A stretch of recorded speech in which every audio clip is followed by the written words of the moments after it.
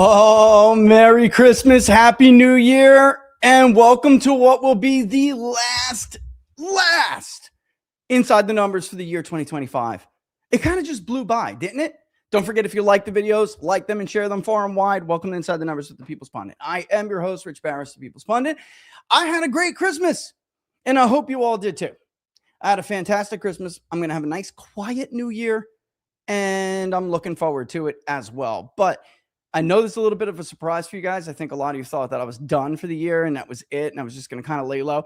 I needed a couple of days. Who doesn't need a couple of days during the holiday season? But we have to do today because, of course, Wednesday will be the 31st. Not that I'm going to be some kind of big party animal or something, but we had to do it today. Otherwise, we would not have gotten the end year review in. Look, I'm going to tell a bit of a story here about the year and how it went for the new Trump administration and Republicans. And then I'm going to, because we can't even hope to look forward to 2026 and what will happen in the midterms until we understand how the first year went. Let's do this. And I even forgot the days myself. Post-Christmas polls, we're collecting about, and honestly, it gets to be more than 1,000 every night. But we're doing that. And with that, we have been asking, God, man, whew, it's summer, but I mean, it's winter, but man, it is not coat weather. Let's take that off. Woo! All right. We're doing about 1,000 responses tonight. It turns out to be a little bit more. Bring my tree closer. I want my tree. Turns out to be a little bit more. And in order to give you guys an understanding of what's going on with the generic ballot right now, I want to show you the difference because you're seeing a lot of different polls. And what it comes down to is enthusiasm and certainty to vote. And I'll show you what I mean here, okay? If you look, and I've been saying this now for a while, if you look at the registered voter sample, you'll see that it doesn't look that bad for Republicans. And I'm going to get there, so just bear with me. It doesn't. It doesn't look that horrible. Republicans, if you guys might remember, had an absolutely ginormous lead going into the 22 midterm, especially that new year going into it. We're going to actually look at the generic ballot trend over time on Big Data Poll. And by the time we got to the actual election, most of the generic ballots were absolutely right. That's the truth. The generic balloting did well, including our own. We nailed it. We nailed pretty much the demographic vote preferences. What a lot of people missed, folks, was the three things that we have discussed over and over again now on what allowed Democrats to defy history. And just to tell you guys this, on, let's see, November of 2021, Republicans led 46.9 to 38.7. So they had a lead, which is similar to what I'm about to show you right now. It's not that they lost that lead. They really didn't.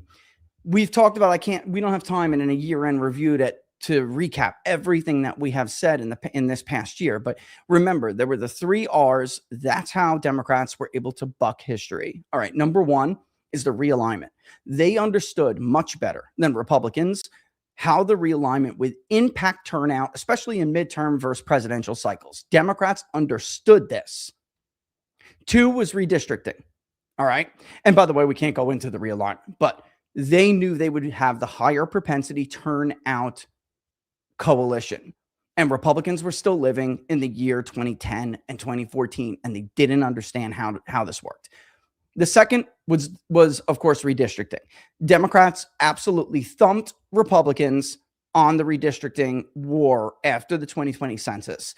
They jerried the hell out of the country, and what was a pretty significant structural advantage for Republicans turned into a very significant advantage for Democrats. Republicans would go on to almost win the popular vote for the House by 4 points, yet grossly underperform in the House. Grossly. They did not. There was no 30-seat, 35-seat sweep like so many people expected when you're looking at margins like that. And bigger yet is that the Senate races that were most important, like Adam Laxalt's Senate race in Nevada, because so many of those low prop voters were not inspired, nor was there infrastructure to get them out, they lost. Kerry Lake was robbed. We're not going to get into that, but Blake Masters, In Pennsylvania, that was not a 4-point race for John Fetterman. It was because of the turnout differential, right? So there you go. There's your three. Number one was, of course, the realignment, redistricting, and then the relay race, we called it, which is their ability to get people out with structural, with infrastructure on the ground. They're get out the vote. Simply put, they're post-COVID, get out the vote. Republicans had nothing. Democrats continued to spend enormous amounts of money, giving people who are suffering from inflation that they caused a couple extra $100 a week to go out and chase ballots for them. It was brilliant. And we can get into more of the structural advantages in upcoming episodes, which is something Republicans are going to have to deal with. So considering those three R's and how Democrats were able to buck national, the history, recent history at least, that is what you should be keeping in mind when you're listening to all these like people talk about how this cycle compares to that cycle and this poll versus that poll. None of that matters if you don't understand it in its proper context. We will have a totally different map, one that is going to end up probably in the neighborhood of Republican +3. So they won it. They won the redistricting war. But if Indiana and other states did not shit the bed, then they would have had an actual, real significant shot at holding the House. Now they're going to have to fight for it. All right. So, and they would have had a fight for it before then. But I mean, it is a real, like, Democrats are the favorite right now. And that is very clear in the House. All right. So let's get into the poll and explain to you guys what's going on here. All right. Let's first and foremost, let's just scroll all the way down. No peeking at the rest of it. No peeking. All right. Oh, I let that in there. If the U.S. House of Representatives were held today, for which party would you vote in your congressional district? Why are we still asking some of those questions? Those should have been out of the survey. That is my bad. That probably adds 3 minutes to the interview. Anyway, you can see Republicans are losing 39.2 to 42.1. 5.1 choose someone else, and 13.7% are undecided. Republicans and Democrats are actually about tied on the lean when you're just looking at registered voters only. All right. That is not bad, especially considering, and let me see if I can show you guys this real quick. I can. Give me a second. Considering, there it is, how big the lead was for Republicans going into the new year this time before the elections. Here's November 21. This is the last poll that we did. I'll show you January too. 46.9 to 38.7. So Democrats are actually a little bit shy compared to where Republican support level is now. And of course, Democrats are shy compared to where Republican support was back then. All right. So the very following month, Republicans did tick down a little bit, 45.3, but so did Democrats, 37.7. And we know how this ended up. If you fast forward to the final generic ballot, I mean, that's almost right on the money. We're like 0.6 of a percentage point off the actual House vote. And actually, I think there is one more, but it wouldn't have mattered. It's like 4 points. So they wound up winning by 3.5. So that is the result of those 3 R's. And it's not horrible when you consider, and hold on, let me just get, because this is just going to keep popping up. Delete.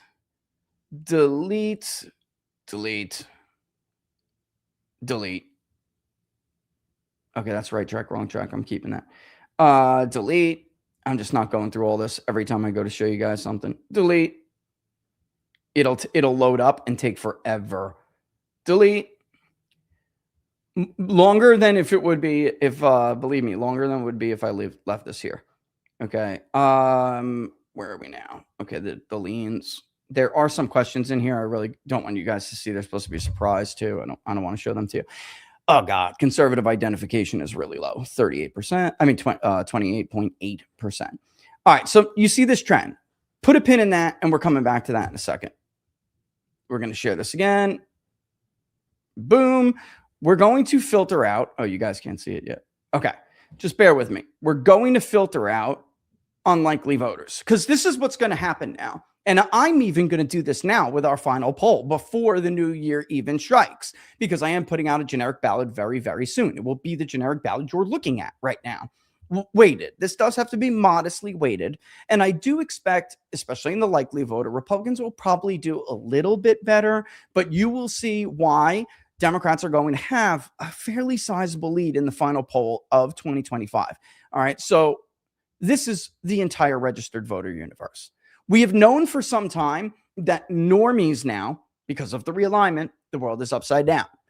Normies, the registered voter sample, not the likely voter sample, is more Republican than the likely voter sample. And with that in mind, by the way, some of these polls that I'm seeing, like Atlas and others that are all of a sudden polling adults, it's an even bigger bullshit than it looks like, because the adult sample is even more Republican than the registered voter sample is. Do you guys understand what I'm saying here? Normal Americans who don't vote, and average normal people, the right has a much bigger coalition that they are currently taking advantage of. That's number one.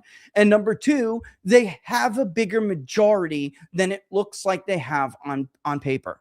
All right. Or even in what they have been putting up on the board these last couple of years. And that we're going to come back to when we recap the year. And because I'm going to explain to you why these numbers are the way they are. And everyone's got their hot takes going on. I really don't care. I'm like listening to all of these takes from people who didn't understand the coalition very well to begin with. So why should we be listening to them now? All right. As if they suddenly understand how MAGA works and how the entire MAGA coalition works. They don't. There's like 2 or 3 of us in the entire country who truly understand it. They don't. They don't understand the demographics. They don't know how much one decision will take off the coalition, how hard it will be to get it back, which demographics are much tougher to get back than the others, and decisions should have been made with that knowledge in mind, but they didn't make it. So instead they have a problem. All right. Before unveil. No, it's right up top here. How likely are you to vote? We're going to go with certain and likely. We're going to start there. Okay. Watch what happens here. Turn. Can you guys see it? Okay. You can't. Okay. With certain and likely, you see that Democrats go up a little bit more. Let me make my mug smaller so you guys can see better. Okay. So now Democrats go from having a 3-point lead with is like 42 to 39. You start to see the someone else third party fall, which is totally there are 2 things that are going to happen when likely voter screens are implemented. One, the number of undecided, the percentage of undecided is going to fall. The percentage of someone else third party is going to fall. 45% for Democrats, 42% for Republicans. No problem. That's not that bad. This is a rather loose likely voter screen. The truth be told, self-reported likelihood to vote is well known to be pretty iffy. I'm trying to be careful here because I don't want to give away anything. Your likely voter model better have something more than whether or not people tell you there's certain, likely, probably, whatever it may be. It is well established. You could get it right, but it is well established that it is very hit or miss. So what do some pollsters do?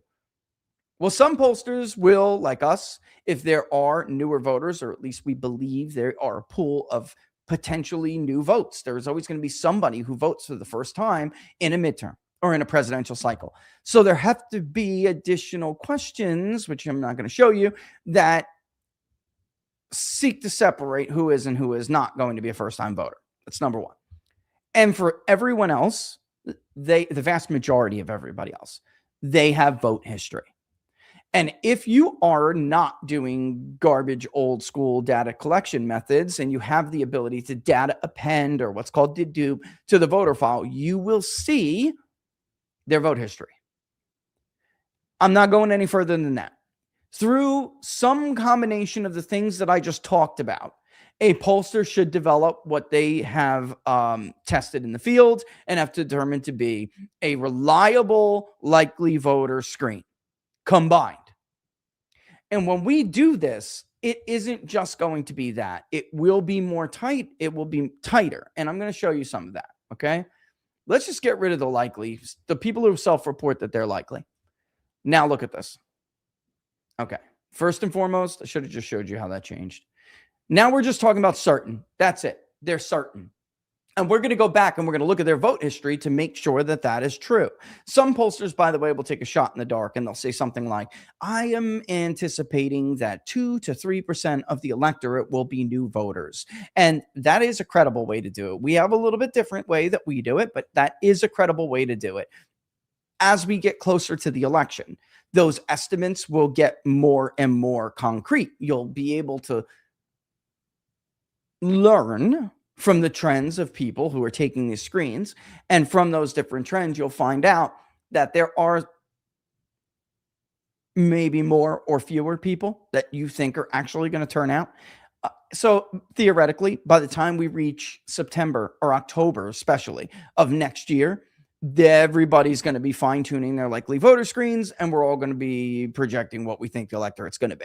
So theoretically, you should be getting more accurate as time goes on. It's not always the case, but theoretically, that should be true. Of the nearly, as you can tell here, what was it, almost 4,000 that was up in the sample, something like that. That's probably somewhere in the neighborhood of historically 22 midterm turnout level. Around there, if you're looking at the sample that is, at least at this point, self-reporting, that's somewhere in the neighborhood of 22 level turnout, maybe a little bit higher. All right. Republicans are getting their asses kicked. 49.2 to 41.7. So now, I mean, you're talking about a 49 to 42, and Democrats are just under 50. All right. Let's do something a little bit more here. All right. Let's make sure these guys are midterm voters. I voted. All right. And let's screen out by their vote history. And let's just say they are 2 out of 2 midterm voters. All right. Now, actually, that's getting much, much closer to traditional midterm turnout. We're probably looking at somewhere in the neighborhood of now between 22. No, it's going to be a little less than, it would be a little bit less than 22. 18 was kind of gangbuster, but it would be less. Our likely voter screens can probably be this tight, but I'll have to say, well, I have not gotten the results of the dedupe yet. So when I do, I will make that decision at that time.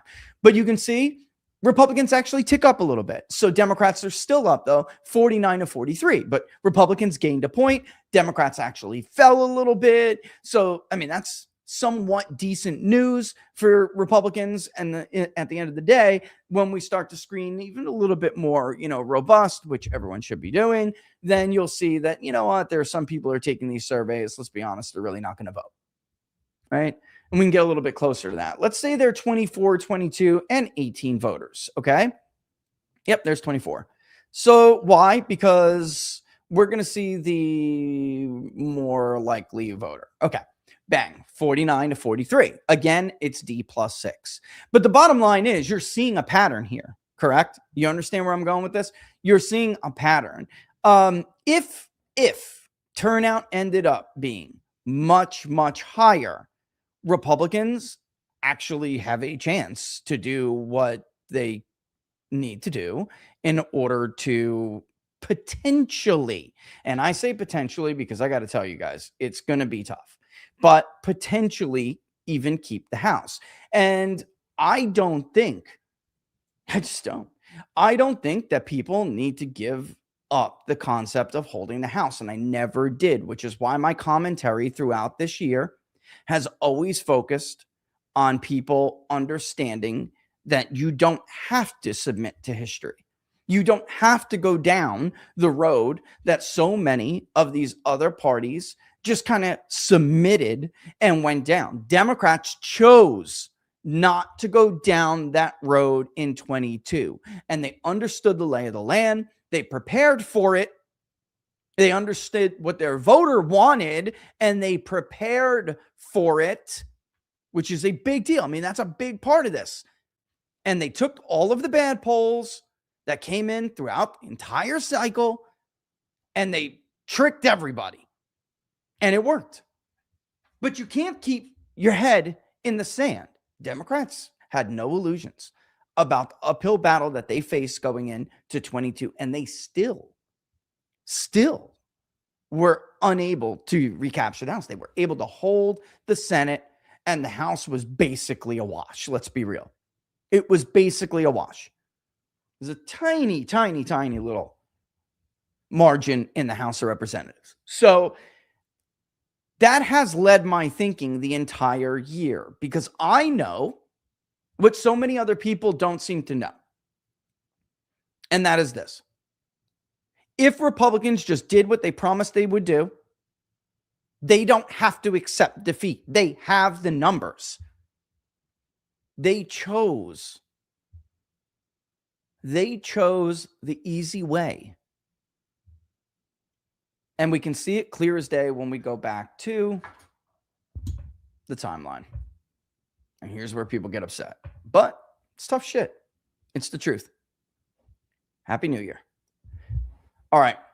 First and foremost, you can see the generic ballot. For most of the year in 2024, Republicans led. And they led fairly healthy. Why? Because they were kicking ass. In particular, Donald Trump was kicking ass. Republicans, however, in Congress, especially those who don't represent you, they represent the interests of foreign nations and the other lobbyists on K Street, from the healthcare industry, the pharmaceutical industry, you name it. Not you. The Ted Cruzes, the Lindsey Grahams. You have to keep going down the list. Everybody's got their pet project. Bill Cassidy is basically Big Pharma's bitch. Tom Tillis, a bitch of the blob. Joni Ernst, a bitch of the blob. Decided that until they got what they wanted, they were going to give Donald Trump a really hard time with the big, beautiful bill.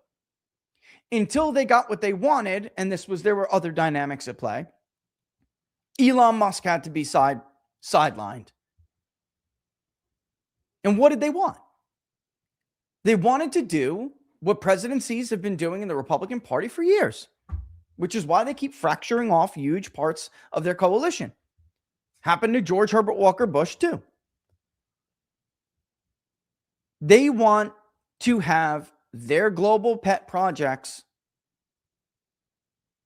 and they want to basically blackmail any domestic agenda until they get it. That was the story of 2025. Donald Trump started off with a bang. Republicans started off with a bang. Donald Trump was never more popular with the under 50 crowd than when the headlines all read that he and Elon Musk were dismantling the administrative state. Then we got to the spring, and they chose the absolute worst time. Here we go. You can see it here. They chose the absolute worst time to pivot from mostly domestic stuff to foreign policy stuff. Now, I understand the president's job. They have to walk and chew bubblegum at the same time. But here's the problem with that concept. They can't.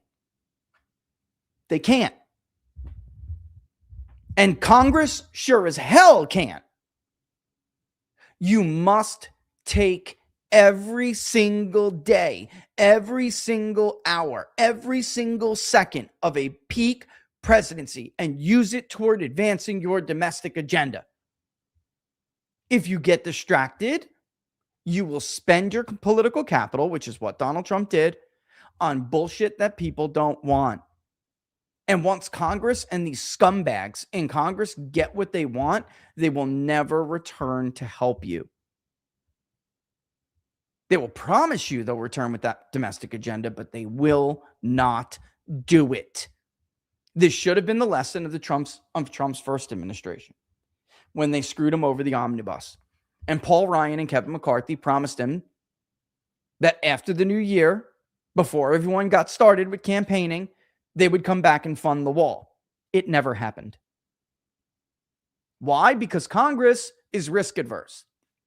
Contrary to some of the stuff they do in their private lives, they're risk adverse. They don't like casting controversial votes on domestic policy during election years. They're not even going to be in D.C. for most of that year. They'll work for about 100 days out of the entire year, and they'll be in donors' personal homes, getting compromised. They'll be at private functions and parties.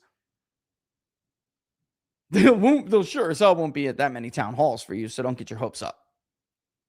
They'll be running around the country, raising money from foreign nations and big donors, and they will not pay attention to the domestic agenda. You can see it clear as day here. I remember, and if we go back to the press releases, I remember when this poll was conducted. Let's go back. Where is it?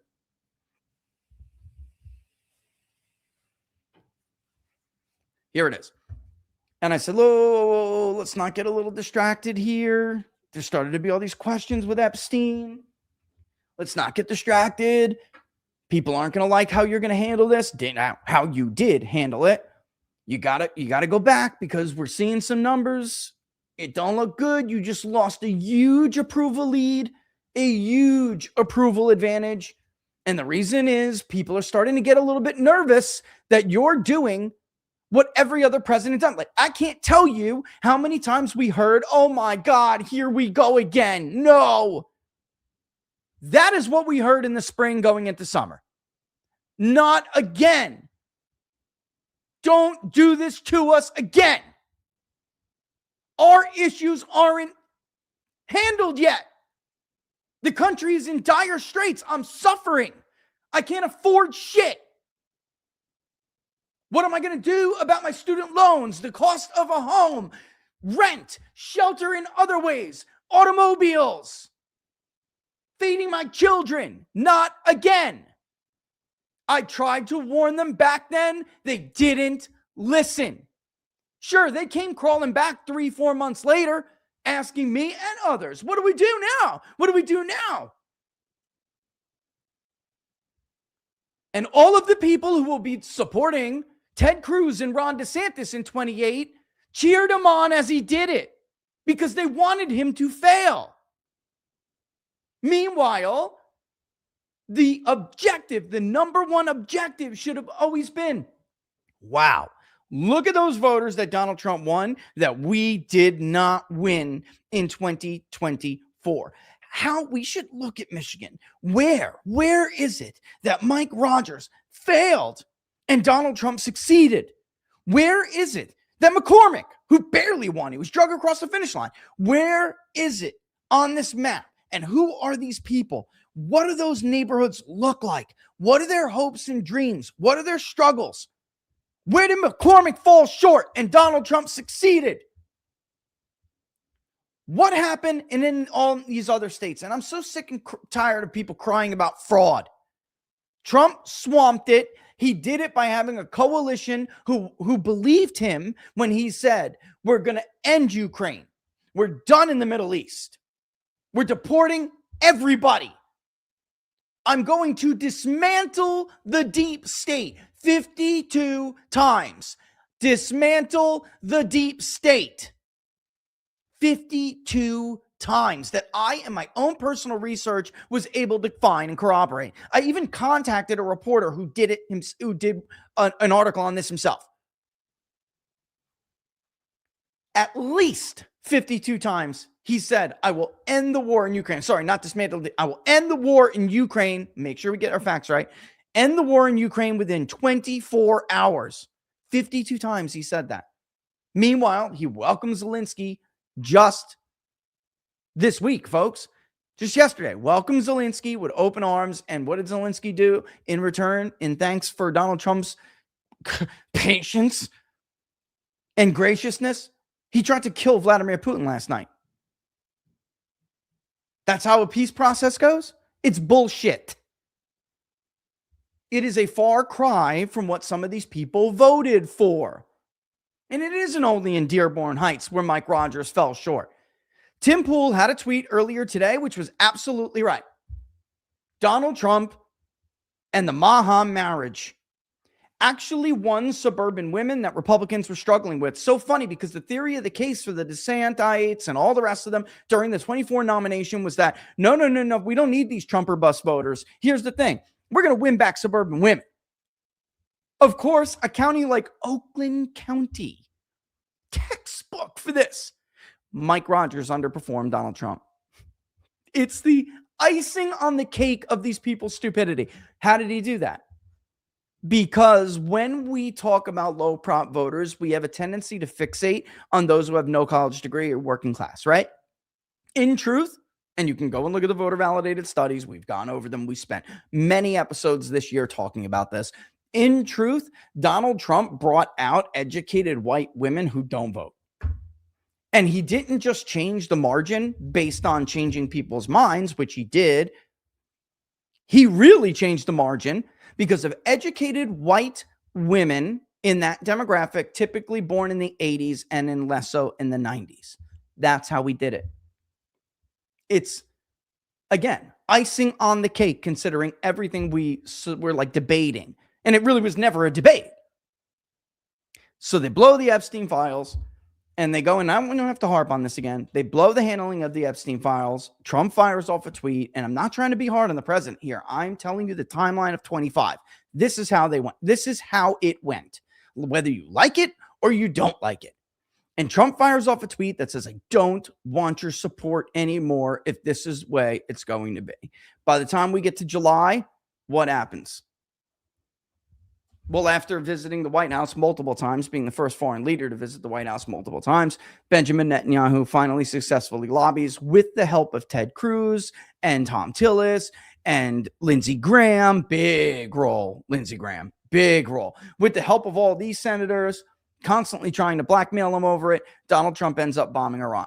And it was a limited strike. And that was, I believe, even though he gets a lot of shit for it from his base, the pressure was enormous. And I think the president deserves an equally enormous amount of credit for limiting that military action.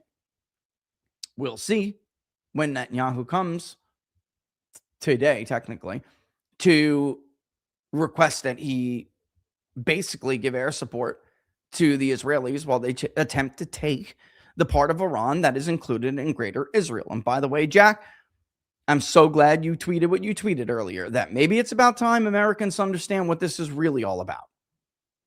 Because it's already negative now. If they knew what it was really about, it would be even more negative.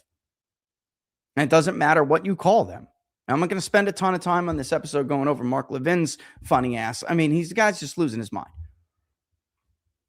The influence of that wing of the party redirecting Donald Trump's attention from the issues that people really cared about was devastating to what should have been the goal for Republicans going into the midterms all along. You don't have to lose. You don't have to lose.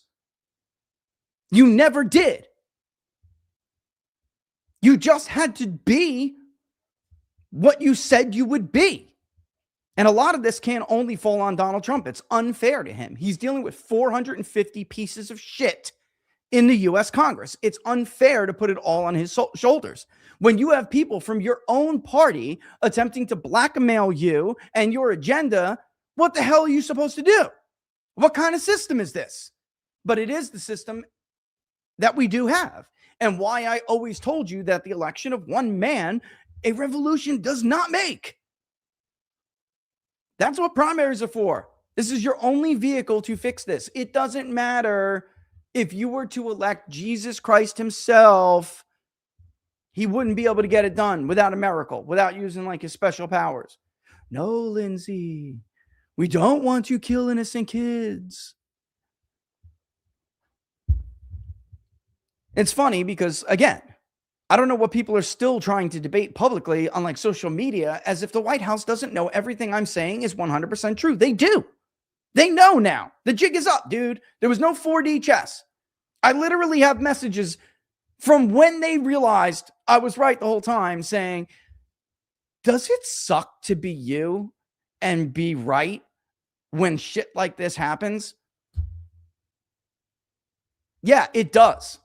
It sucks living in the future and waiting for other people to catch up and then understanding that actually I'm really trying to help you. And it's like you can lead a horse to water, but you can't make a jackass drink.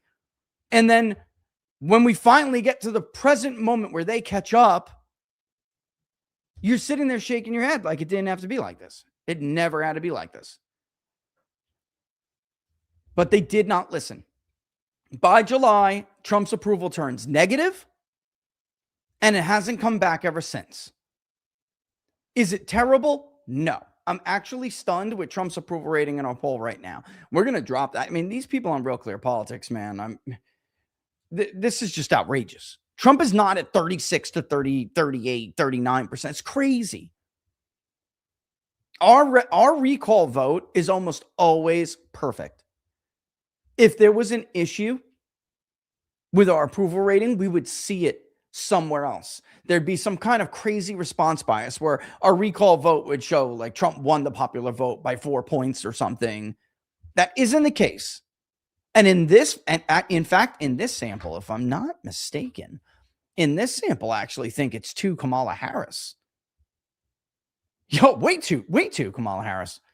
If with the screen we just did, it voted for Harris by 6 points with the likely voter screen that we just did. So right now, Republicans are looking at a pretty brutal midterm here. Yet, Trump's approval isn't that bad. It's like 45%. It's not that bad. His disapproval is a little 52.5. So his disapproval is a little bit higher. Among registered voters, it's actually pretty good. I'm like stunned. Maybe it's the holiday season and people are like, give the guy a break, you know? But he actually came in like -2 or 3 among all registered voters. I'm like, what? But you got to trust your data. I'm sure again, the recall vote looks good. Everything looks good. It's just the truth. That's where he's at. So here and what does that mean? And I think this is why you have so many polls fudging those results. All right. And they are. I totally believe they are fudging them on purpose. Why? So you don't know. So people don't know, especially Republicans and the stupid establishment, like the Mike Johnsons and the Lindsey Grahams. And Mike, you never were the establishment, but man, you have become a total fucking loser. I'm sorry. Maybe you can kiss BB's ass a little bit harder and see if it helps your majority. I mean, it's so unbelievable how you went from a blue collar conservative to like I don't know.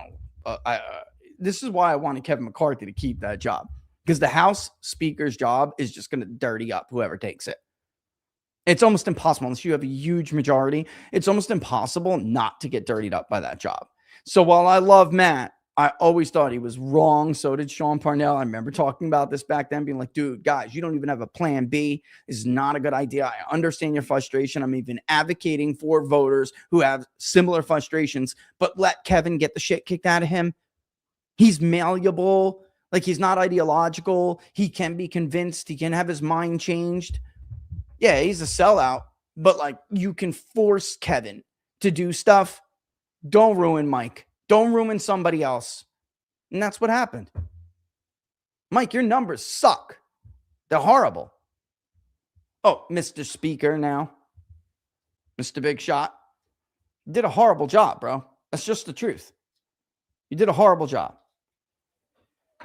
Anyway, so here we are by July. It's negative. Of course, we know what happens on the generic ballot. It goes Democratic a little bit later, actually, which is actually pretty interesting. Watch this. And what happens? We start to see themes that come out at poll in, poll out. So we start to add questions to these themes. Listen, while the war drums are beating, everyone's going to say, oh, yeah, of course, let's bomb Iran's nuclear sites. Yeah. And there'll be a majority that say that. Meanwhile, when you're like, but wait a minute. Are you worried about this escalating or diverting the attention of the Trump administration? Now you think it's worth it? Let me ask you, at the core, what do you think the U.S. role should be in the Middle East? Which I just tweeted. Why does all of that stuff matter? Because actually, even the polls that were favorable on that military action were, historically speaking, extremely weak for a military action. And once the war drums stop beating and the voters understand what it costs them to do that, they always hate you for it. It always turns negative. And they hate you for it. The fact that that was done after Donald Trump mishandled grossly the Epstein file situation and then fired off a tweet too, actually, that people to this day refer to when we're conducting polls. Make Iran great again, and that he doesn't need your support anymore. Those were hurtful tweets to some people that voted for him. It's just true. We hear about it all the time. How many more times do I need to put up the transcripts of interviews with voters before you can see it? Before enough people understand that this is this disappointment has been mainstreamed. Again, this all is fixable. It's just not fixable like this until you understand truly what you did and how 25 went off the rails at the end. You can't fix it unless you know you have a problem. It's just like me, walk around talking to people who are trying to maintain their sobriety. It's the same thing. You're never going to get sober until you realize you have a problem. It's the same thing with any problem-solving situation. Until you acknowledge, one, that you have a problem, two, what that problem is, you can't determine the steps forward to rectify the problem. That's where Republicans are right now. And again, the number one goal Republicans had this year was to convince the Trump coalition that doesn't vote for them, especially, and the people who are like this close to quitting politics because they've been supporting Trump. They've been let down on a bunch of stuff. They even supported Republicans to give Donald Trump back up, totally betrayed. And they were. Can't argue with them. Their job was to convince this group of people and the Trump or bust group in the coalition that we will be like Donald Trump. So next time Mike Rogers runs for Senate in Michigan, which he is again this year, he doesn't have to pray for a miracle with the electorate. He doesn't have to pray for one because his party came through and convinced the voters in Michigan who pretty comfortably voted for Donald Trump for that state. Donald Trump had a pretty comfortable win for that state. He would have convinced these voters we're the real deal. And they would have come on board next time. Hell, they probably would have been enthusiastic to even vote. The problem Republicans are having now is that, one, because they did not. Democrats are much more motivated and much more enthusiastic and much more likely to vote. And two, their independents are much more likely to vote. And that's a big problem. See, the funny thing is in reverse in 22. Republicans always had the independent margin in all of the polls going into 22. Yet Democrats won them in many key places. A lot of people didn't screen out well enough when they got from the registered voter switch to the likely voter switch. They didn't screen out and just assumed a lot of these people were going to come to vote even without Donald Trump on the ballot, and it didn't happen. So Democrats were actually able to mitigate the damage from what the polls showed to be a pretty serious, a pretty serious disadvantage among independents. Right now, it's the reverse. Republicans are going to have to do that because independents are supporting Democrats by a pretty big margin. If we even just go, let me pull it up. And I know I got big data polls still up, but let's do independent and third party. If we go to the likely voter, it's real ugly. And then I'll show you the registered voter. It's once this happens to you, it's difficult to undo. And you got to get your act together again really, really soon if Republicans want any hope whatsoever of pulling this off. Let me remove this and let me put up the poll again so you can see it. Oh my God, I did the wrong thing again. It's a good thing we have all the time in the world. Whatever time well, not all the time, but we have a good amount of time. Okay, let me make it bigger again. I know I got to take a break here real soon. I'm getting yelled at. All right. So here is, as you can see, among that with modest screens. I mean, this is not a very tight likely voter screen. It's a fairly modest screen. Democrats lead among independents 45 to 25. Holy shit. if we remove these screens, all right, and let's do that. You need a pen? Bring this back. It's my favorite pen in the entire world, except for the one that was given to me by after the speech pen. That one is my God, so don't ever touch that one. Okay, I love you, and you look beautiful. By the way, you look beautiful. I love you too. Wait a minute, are you taking that pen with you? Oh my God, I think I got to give you another pen at that point. Okay, please bring that pen back. Your mother gave it to me. It's special. Sorry, guys. Go ahead. I love you. Knock them dead. All right, so let's get rid of the certain to vote. Let's get rid of the midterm screens. Oh, God. I'm getting old, guys. My once baby girl, you know. All right, we got rid of the midterm screens. You can see independents are still voting 43 to 25 for Democrats. Let's just put back the likely. You'll see it tighten quite a bit here. Okay. And now it's 36 to 23. All right. So here's what I'm talking about.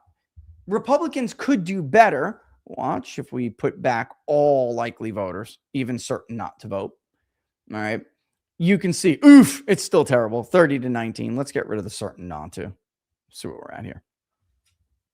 All right. So there you go. Now we went from a 20-point lead to 33 to 21, which is a 12-point lead. If Republicans motivate themselves, which is only one way to motivate, there's only one way to motivate your independence. That is by motivating your base. And it bleeds over into the independents. These are the MAGA independents we tried to explain to you over and over again. Didn't like the Epstein mishandling because it, especially younger ones, because it made Donald Trump look like a fraud. Just like every other politician, going to protect the powerful, going to protect the intelligence agencies. We all know Jeffrey Epstein was an intelligence asset. Our intelligence, he was a freelancer.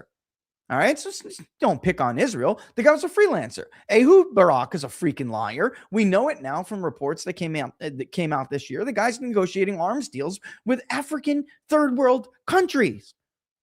Private citizens don't do that shit.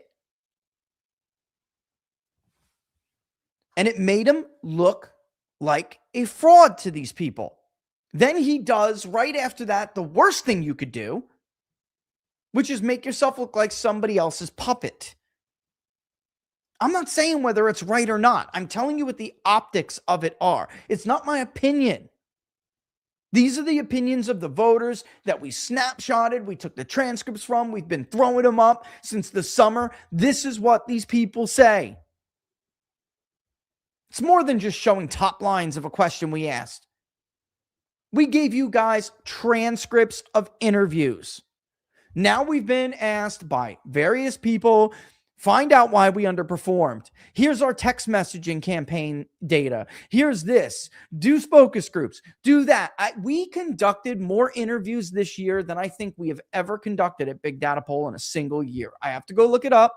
I know 1 year that we did have an enormous amount of interviews, but even a third of that sample, which was a rolling first 7 day, then 3 day average for probably almost 2.5 months, that was still about a third, 25 to a third that were repeat interviews we were doing to show you the impacts of response bias, which normal pollsters were suffering from. This year, I think we did more interviews than we've ever conducted. It's not just top line percentages. This was what they said. I'll give you a specific example. A certain store that I go into every time, every day before the gym, there is a young girl who works there. She was turning 18 this year. Her family's actually Democratic, but she loved Charlie. She loved Charlie Kirk. After all of this nonsense with the Epstein files and this and that and everything, she registered when she got her license. She registered to vote, and she's going away to college next year, and she registered as a Democrat. The reason she registered as a Democrat was because of the not only mishandling of the Epstein files, but the spin that they allowed MSNBC and other media to put on it. And she also didn't like the reaction to it on the right. Like, oh, shut up if you care about it. So her rationality was, or her logic was really, that she was going to register as a Democrat because if both parties are going to be corrupt and be parties that just protect the powerful at all costs, and the bad guys really win in the end, then I might as well register for the party who will give me something. It's a cynical view of the world. But that was always the view. Speaking of Charlie, this was a great fear. We talked about this. If the right doesn't deliver, especially with these younger kids, they're going to go look for someone else who will deliver for them, something for them. So if both are going to be pieces of shit, they're going to go find the piece of shit who's going to give them something to make their life a little bit easier. It's the choice they have. Lesser of two evils. In her case, part of it was the devil you know, right? Because she was from an ancestral Democratic family. Rather than the devil that you don't know, you thought you knew, but now has just like let you down. It's more common than you think. That's an anecdote, but it's more common than you think. Northern Virginia, actually the entire state, looking through all those records. Talk to people, interview these people. Why didn't you show? Man, that Epstein stuff really bothered me. People thought it meant nothing at the time. It was huge. It was a proxy for holding the powerful accountable, which, by the way, is the number 4 most important voting issue. The first one is cost of living, inflation now. The second one is the economy and jobs. Third is healthcare. And 4 is holding the powerful and the corrupt accountable. Number 5 is immigration. That's how this year is ending. That could change by next November. Sure. Could it? Sure. But that's where we're at now going into the new year. Again, it's like some part you want to help, but at some point you should have listened. Like sometimes there are things you just can't fix after the fact because people lock in. They lock in. Decisions are made, guys, early. We know this from all the research. Narratives sink in, and then it's very difficult to undo. I'm not saying it's impossible. I'm just saying we're at the point now where it's going to be extremely hard. Would have been better, could have been made better if Republicans weren't a corrupt party, and they are. It's not just weakness, guys. Oh, Indiana's weak. They were weak over in Indiana, and that's why they're corrupt. They're not taking a principled stand. They're corrupt, and they call it being principled. It's unbelievable. They are terrified of the party becoming an America First party because then, God forbid, they're going to actually have to deliver for you. That's the big secret. And by the way, I wish I would have kept it. Recently just deleted this clip of Rush Limbaugh that I had for years loaded up in here for these moments, which is really like they always phrased it as an issue about principles. You know, I don't support tariffs because it's about principles. No, it's not. It's about all of the benefactors who gave you billions of dollars as a party collectively to be able to keep the free market scam, the free trade scam going. It's nothing free about it. It's nothing free about it. And if we were actually practicing free markets, then maybe it would have actually worked. You look cute. So do you. You look gorgeous. Oh, thank you. See you later. Buy me a nice sweater. It is a beautiful sweater. I'll tell you what, that guy must like you. That guy must like you a lot. He must cherish you. Maybe you got to keep that in mind. That's all I'm saying. See you in a little bit, sugar. All right. I do have to take a quick break. So let's take a quick break. Bear with me here. Okay. We'll go back and we'll show some more. I can't believe I did that. I had the God questions on there. Please tell me it was only the God questions and not all of those other questions. Because if we just let that thing roll, I probably spent thousands of dollars re-asking questions. It adds up quickly. Surveys, the cost of surveys are determined by a few things. One is the duration of the survey. How long is the interview? So if you do something absolutely retarded, like it appears I just did, you cost yourself money, and it's dumb. It's dumb. All right, let's take a break. Talk to you real quick about our friends over at The Wellness, right? What if the sore throat and fever that you hit you overnight didn't mean you have to cancel a family trip, miss work, or waste hours at urgent care? Instead, you could just open your medical emergency kit from The Wellness Company, match your symptoms to the doctor's recommended guide, and start the treatment immediately. Look, this is not a first aid kit. It is a mini urgent care right at your fingertips kit. Inside, you'll find 8 core prescriptions to treat over 30 conditions like COVID, strep throat, pneumonia, urinary tract infections, and more. No waiting rooms, no pharmacy lines, modernized medicine right when you need it. Ordering is super simple, folks. At checkout, right, you complete a short intake form. A licensed doctor will review it, fill your scripts, and preventative peace of mind arrives at your home in a week. No one wants to be sick during the holidays or right after them. Be prepared. Save yourself time and money. The medical emergency kit puts urgent care in your hands. If you order it now, link is in the description. Go to twc.health/TPP. Use the promo code TPP to save yourself free shipping. Number one, that's always a benefit. That's always a huge benefit. $30 off. All right. Again, don't let illness catch you off guard. Order your kit now. Go to twc.health/TPP. Save yourself $30 off. Get free shipping. And kits are available to U.S. residents only, though. So sorry. Apologize for that, guys. Sorry for my everywhere else friends. It is only available in the U.S. We have multiple of those kits. Multiple. Because over the years, there's been variations of them, each with their own little niche. Why not stock up?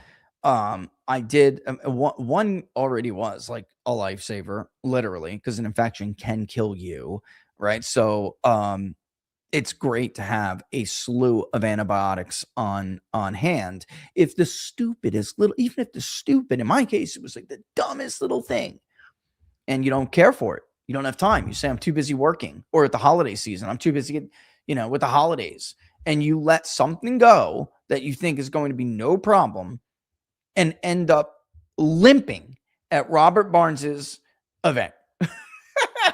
And thank God there was a doctor there, which eventually took care. The place was filled with them. But with the medical emergency kits, especially if you got kids, guys, there's, man, it's a big deal. All right, let's go. Let's get rid of that, and let's go back to what we think we got to do here going forward. So, Rich, tell us the way out of this. There's only one way out of it. Republicans, because I don't really think so much of this falls on Trump. It wasn't his fault, honestly. It is. It's always the president's fault, period. I'm just saying, when you have your own party extort and basically blackmail you into derailing your agenda, that at least has to be acknowledged. I would have went a different way. I would have told the president to go a different way. I did tell the president to go a different way. And that way sounds like this. If you don't shut the fuck up and pass my bills, I'm going to fucking ruin you in the primary. Instead, they decided to get all nasty like that with people who are actually their supporters and are supporting people who are pieces of shit. That cannot continue. It doesn't matter who's making money off of it, how much you want to reward this advisor because he was good to you or you think he was loyal to you. They have given you and made you endorse people who hate your guts. And you're leaving these people with your forgotten men and women when you're gone. Your agenda will never be safe with these people in Congress. Your legacy will never be safe with these people in Congress. Reconciliation between Elon Musk and Donald Trump is a major positive. This year, obviously, took for many of us in this world, took a member of our family, and we do call it the family, literally. And the one thing I know Charlie wanted desperately was to see Elon Musk and Donald Trump reconciled. And that, in fact, did happen at his memorial in Phoenix. That's good for the country. It's good for the party. And it's good for Republicans if they want to have any hope whatsoever of fixing this, because they need Elon. They need him. The donor base's disconnect with the voting base is the Republican Party's biggest issue. All of this infighting, I get people all the time trying to, ridiculous. And they're the Israel First crowd trying to tell me, no, we're going to lose because of Tucker. You fucking retards. You're going to lose because you put yourselves above the needs and the interest of the American voter again. You couldn't fucking help yourselves. You could not help yourselves. There was no imminent threat from Iran. Get the fuck out of here. Nobody believes it. It's a crock of shit. You could have waited until the new year to get what you wanted. And here's Bibi again asking for another round of bombs. This did not need to happen. You stole their peak presidency again. And now you're going to try to what? Blame Tucker because they're mad? It is so, first of all, it's intellectually dishonest. And secondly, it's just a scumbag thing to try to do. You know you're wrong. The White House knows you're wrong. Drop the fucking charade. David Limbaugh, drop the fucking charade. You didn't understand the coalition before. You're a fucking expert now. You haven't talked to a young voter in your life. You have no idea why they're mad. You did it again. And for people who are like millennials and Generation X, major problem motivating these people now. You did it again. They remember when George Bush ran as, we can't be the policeman of the world. Don't you at all find it somewhat at least interesting, if not coincidental, that George W. Bush was able to put together the 8-year fraction part of the coalition that went off to Ross Perot because his daddy didn't keep his promises? Don't you find it at least somewhat interesting that he was able to bring this similar demographic voting group, by the way, very similar, back into the fold in the 2000 election? And that's how he defied all the expectations, the polls, and Allen's keys. You couldn't get the Ross Perot coalition to vote for you. He did it by saying, essentially, we can't be the world's policeman. We got to put America first. And then you fuck them. You fuck them. Many of them went off to Barack Obama. He smoked you. You destroyed your party over it. That wing of the party is a party killer. They're a party killer. They almost killed Reagan. They almost got Reagan impeached. They did destroy Herbert Walker Bush, who, by the way, was not as much of a neocon as his son ended up being. He wasn't. Him and Baker were very, very hesitant to march into Iraq and to take out Saddam Hussein. They didn't want to do it. They were being pressured to do it as part of the plan that you guys are now dealing with. You think the first Gulf War was over liberating Kuwait? Or even oil, for that matter? That's a secondary reason. I mean, it is a big there's two primary reasons that these people have been advocating for wars in Iraq, Syria, Iran, even parts of Egypt for years. It's just true. I'm not a reporter. I'll let some of the other guys start to tell you this story, but it is a story you need to learn. You can start with reading the book, The Long Road to Baghdad, by the way, which is a very good book. He destroyed the party. It was dead until Donald Trump came around and resurrected it. Did he resurrect it by supporting the orthodoxy? Or did he resurrect it by rewriting it? Right. And you're doing it again.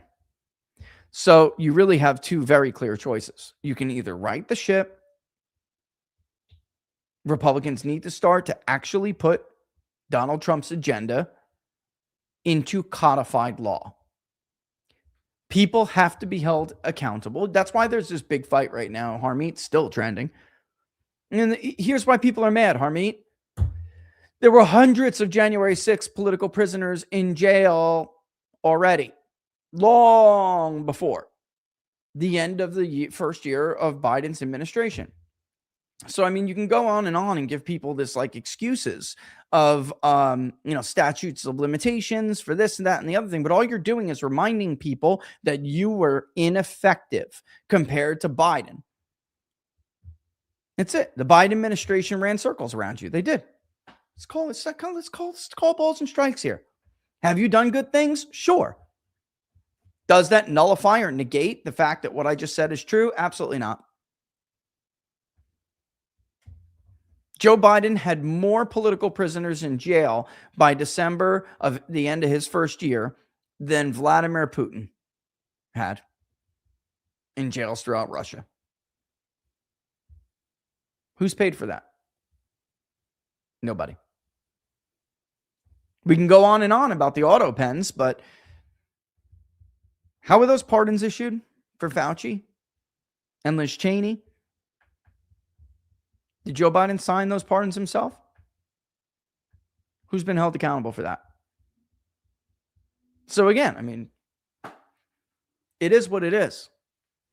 So don't get mad at the voter or people like me and Mark and others, because we are basically the only lobbyists that the actual voter has. The honest pollster, and that's funny because that's Mark's handle, but seriously, the honest public pollster is the only remaining voice of the actual voter. Don't get mad at us and don't get mad at the voters because they believed you. You have to make them believe again. And that doesn't mean you haven't done good stuff.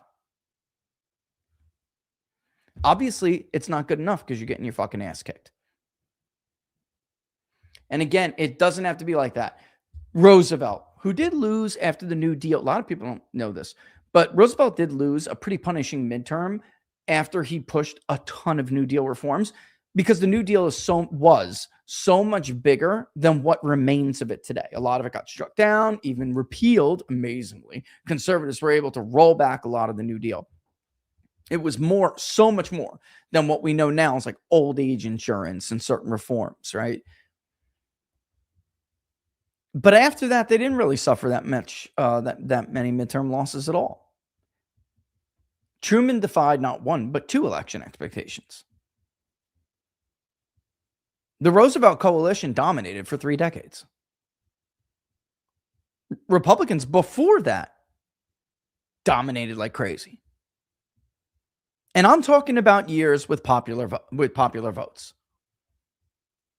Even post, obviously, because that was 1917, even post 17th Amendment, direct election of senators. This is a modern thing. Maybe it's not because it's, carved in stone or chiseled into stone and there's no way to defy it.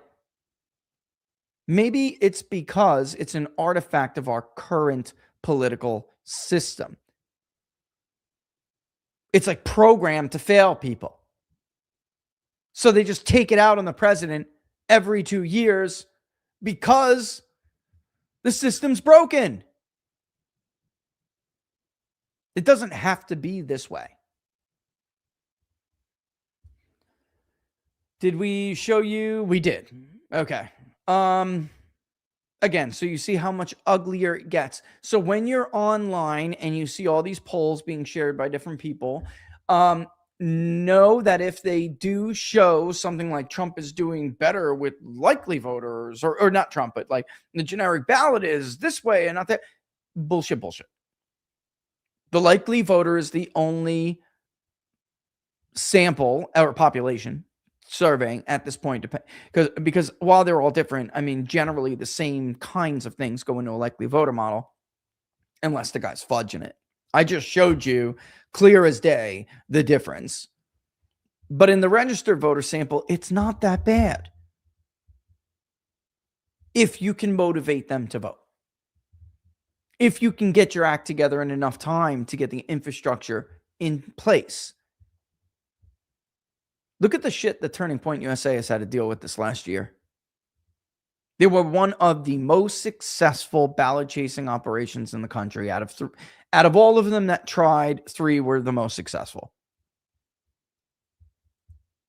And I mean, the RNC and the others can claim they partnered with different people. Then why didn't they use data center? All right, I'm fucking over this lie.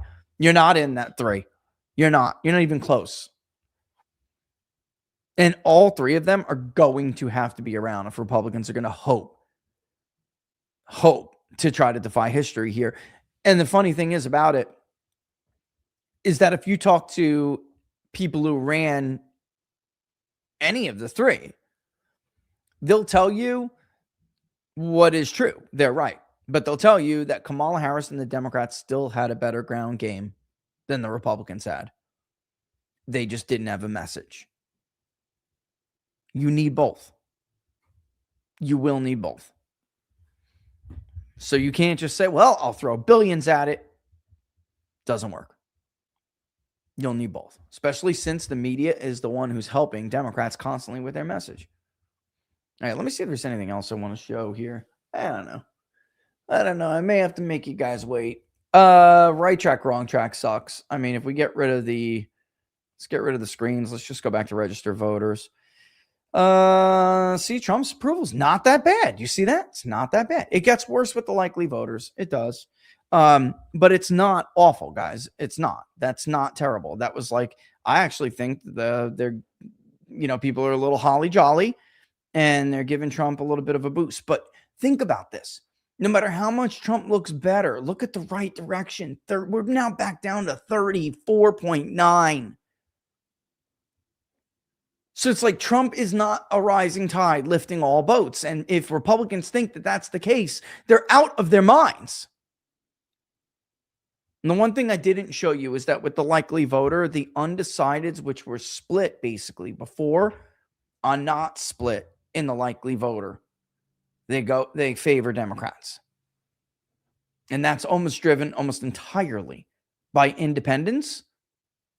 The margin that we showed you how it changed, right? So registered voter, it's D plus 12 among independents. Likely voter, it's D plus 20, a little over 20.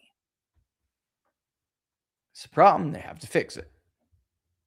All right. I don't really know if I want to show you guys much more than that, but yeah, I don't think so. I think we're going to leave it there. All right.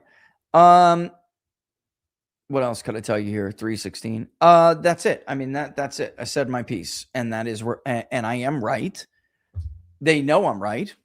It's just at this point, they're dealing. It's a very heavy lift. It is not impossible, but it is a very heavy lift. And the reason is because these problems that caused them to get derailed in the first place during April and May, these problems are still there. The traitors in the party are still there. The disconnect between the donor base and the voting base is still there. This is not something that can be fixed overnight. It's tough. They should have been addressed. They needed to address this year, and they didn't. And that's another reason why the right needs Elon Musk so much.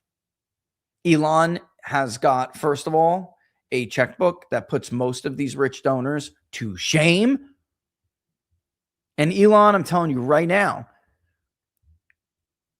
you got friends or something, you're going to have to cut those checks if Republicans are going to start to primary and elect people who actually will do what the America First agenda claims to want to accomplish. It's just the reality. All right. 317. Yeah, it's a good place to call it, if any. I'll be on, quite frankly, later tonight. We're going to do a recap, not just of this, but other things. And it should be a lot of fun. All right. Starting at 7 o'clock. Let me shut this off. Starting at 7 o'clock, I believe. What? Oh, okay. That's just the thing. It was just, I thought it was a fraud alert. I've been getting a lot of fraud alerts lately. It's probably from the traveling, that happens. I have no idea if that's real or not. I'm going to have to look after the show. I have no idea. Who knows? All right. Don't forget, if you like the videos, to like them and to share them far and wide. All right. That is obviously a huge way for you guys to support us. If you want to go and check out the public polling project one more time before the end of the year. Again, let me see if I can't. Let me take this down so I can show you guys one more time before the end of the year is up. We've just had a couple of people. We'll obviously help you if it happens. It's just that I want to make sure you guys know how to do this. If you do contribute to the public polling project, guys. All right. Oh, I'm signed in right now. Crap. Okay. If you go to the public polling project, hit this arrow, you will see the donor dashboard. If you make sure, please, that unless you want to be, you are not signed up for reoccurring subscriptions. All right. We don't have the ability over here to, we do, and we can dig into it and help you, but it's like you guys are given the control over your own donor history and accounts, and you get receipts and everything like so. We did that on purpose so you could keep track of your own contributions. So make sure that if you are on reoccurring and do not want to be on reoccurring, just go turn it off. All right, just please. We do not. It's we're getting like people who are noticing after that polling is already done. And, of course, if you're one of them, that obviously we've taken care of you, but we don't want to continue doing that. We just want people to understand, police this yourself. All right. All right. All right. So with that in mind, there's that. Very volatile generic ballot recently, in case you haven't noticed. But again, you'll notice when Republicans lost the lead on the generic ballot. Look at this. Here's May. Right when I was trying to send the flares out, here's July. What happened? What can explain that? Did it have to be that way? No, it did not. Republicans would be ahead by 4 points right now if they would have stayed the course. They didn't. Rich, powerful, domestic and foreign forces and influences decided that they were more important than you.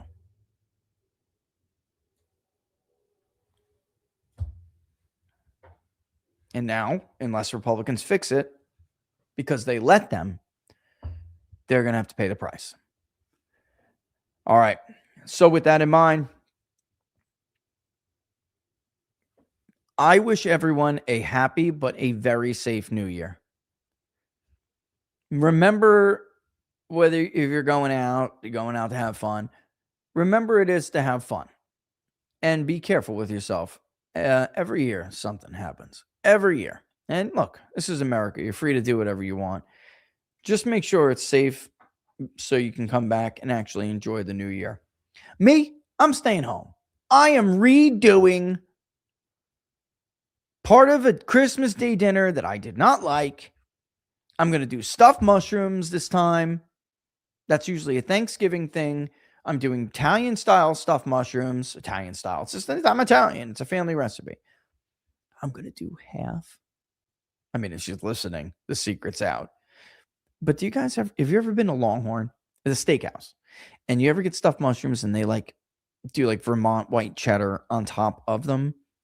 It's amazing. It's amazing. And they do the rest a lot of course, my actual recipe is much better, but they do a lot very similar, breadcrumbs, garlic, right? Locals, I'll give it to you. I'll show you how I do it. If my daughter's willing to hold the camera, we'll make it together. It's super simple and I'll show you. But my wife does, and they all do. They're so funny. Dad, doesn't matter. They all love it with the cheese on it, but I got to watch how much cheese I eat, and I love cheese.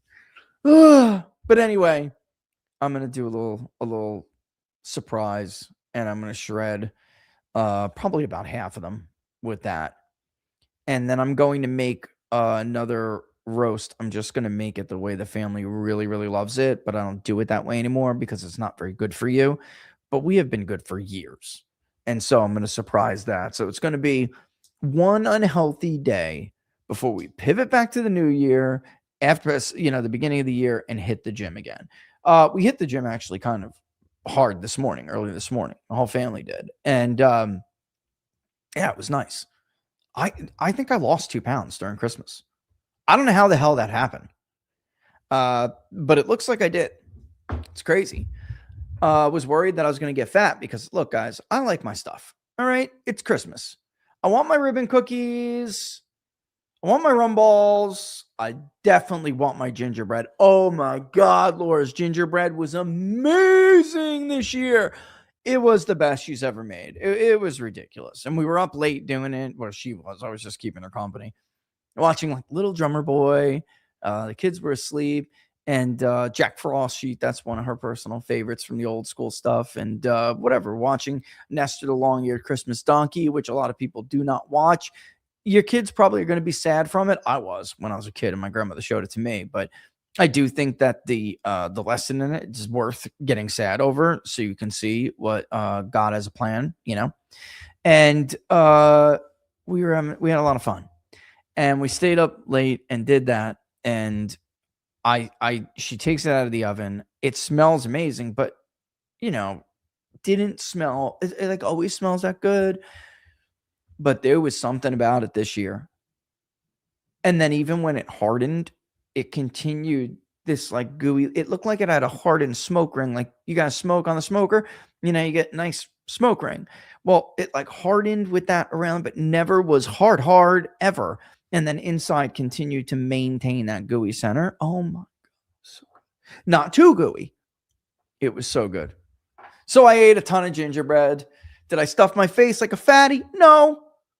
But I did. I ate enough. And I don't know, the stuff. I like it's Christmas. And whatever else I wanted, I freaking had. And yet it looks like I lost 2 pounds. I don't know if that's going to stay, or maybe it takes a little bit longer for it to hit you, which is why I'm in the gym just in case it wants to come on the back end. You know what I mean? Sneak up and say, you thought you got away, fatty? Bang! Here's 5 pounds. Not happening to me. I just started working off the 40-year-old fat man stomach. I got abs over here now. Not happening to me. I'm scissor kicking every night, just even whether I go to the gym or not. No, sir. No, sir. Because I'm 44.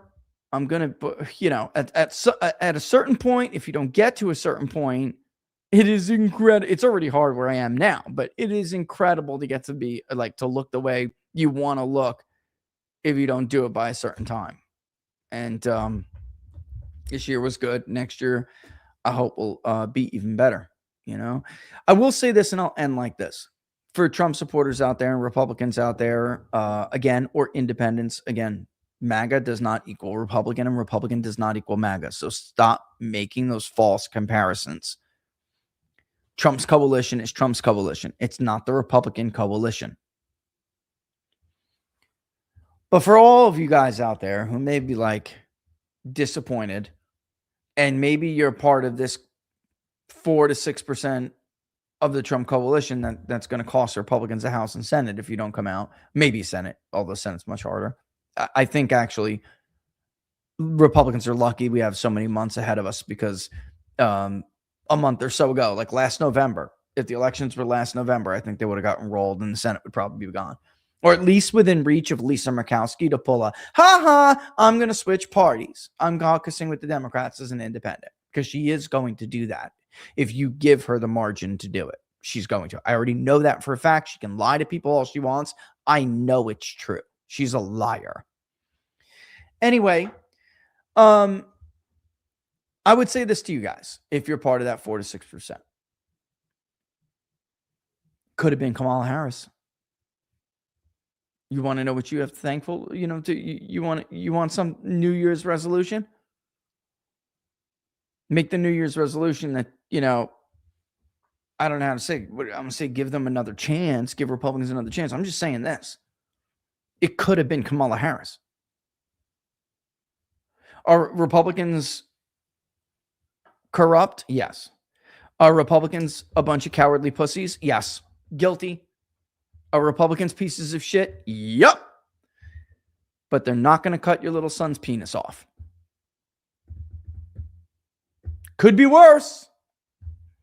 It's not a very good argument, but it's the best I can come up with. And the truth is, it won't be a good enough argument for Republicans, but I will give you a free tip here, guys. You're going to have to paint a picture of what it's going to be like if the American public entrusts any institution of Democrats again. And I mean constantly paint a picture. While at the same time, why don't you get a little empathy? Is it really so hard to admit you fucked up? Are you that prideful that you can't admit you fucked up? That you promised the forgotten man and woman you wouldn't forget about them and you fucking forgot about them? Is it so? Like, mea culpa, man. Sister soldier. Are we just not capable of that anymore? Just admit it, dude. And say, you know what? This and prove it this year. You got a whole year to go prove it. You don't need to spend all of your time this year at Beverly Hills parties and uptown and all this other place. You don't need to do that. You could be doing your job, passing bills, codifying the America First agenda. Even if they fail, it doesn't matter.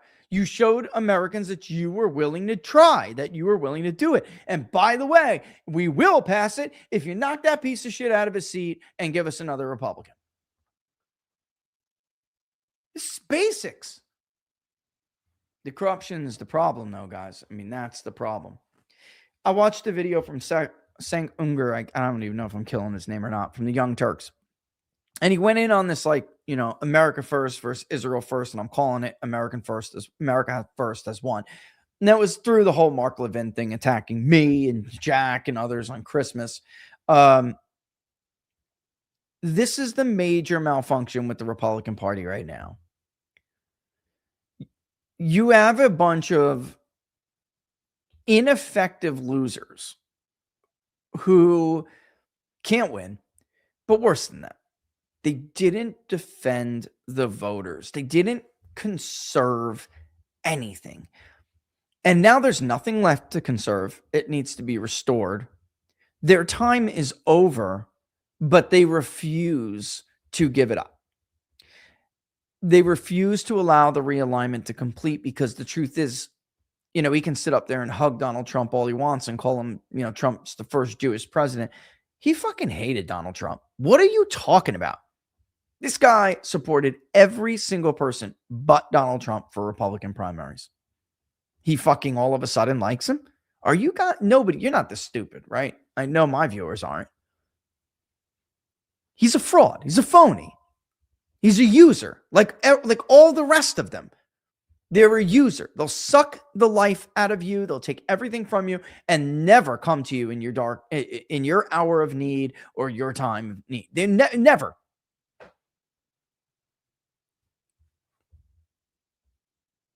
They have to learn there's no future for them. And calling people names because you lost an argument is not, first of all, it's just disgusting. You're a bad person. That's number one. Number two, it's not effective. It's not persuasive. You're not going to persuade anybody. I hate to always harp on the Israel thing because they are very much one issue people, a lot of them in this party, but it's more than that. It's Ukraine too. It's all of it. They don't understand. They don't understand that this can't continue because you don't have a coalition to allow it to continue. But your time is over. Your time's up. And all you're doing is sabotaging because you refuse to accept it. It's really pathetic. Because it's going to happen anyway. You can't stop it. And actually, maybe I will. And again, I don't want to end this on this. It's a shame that the issue of Israel sucks so much weight out of the room when it comes to the issues Republicans have. But it's only because it's like one of the issues that's best to articulate the divide between, the people who run the institutions, which is part of what Sank Unger was talking about, the people who run the institutions and the actual voters that they need to win. And I'll play this clip. It's 2 minutes and 30 seconds. And when we, I think I do really want to do this. I really did not want to end like this, but it's important because we could take Big Pharma too. Like Sank Unger was right about this. It's amazing that someone on the left better understood this than so many others on the right. And sometimes it takes an outside voice or perspective to see what's going on because you're like too close to it. And so many Republican pundits and like so-called influencers and talk radio hosts and all the rest of them, and then officials who want to be influencers apparently instead of do their own damn job, spend too much time on social media than in the Senate doing something. Ted Cruz and even certain people at the Justice Department whom I love do the job instead of tweeting. Okay. We could talk about this with pharmaceuticals, like Cenk said.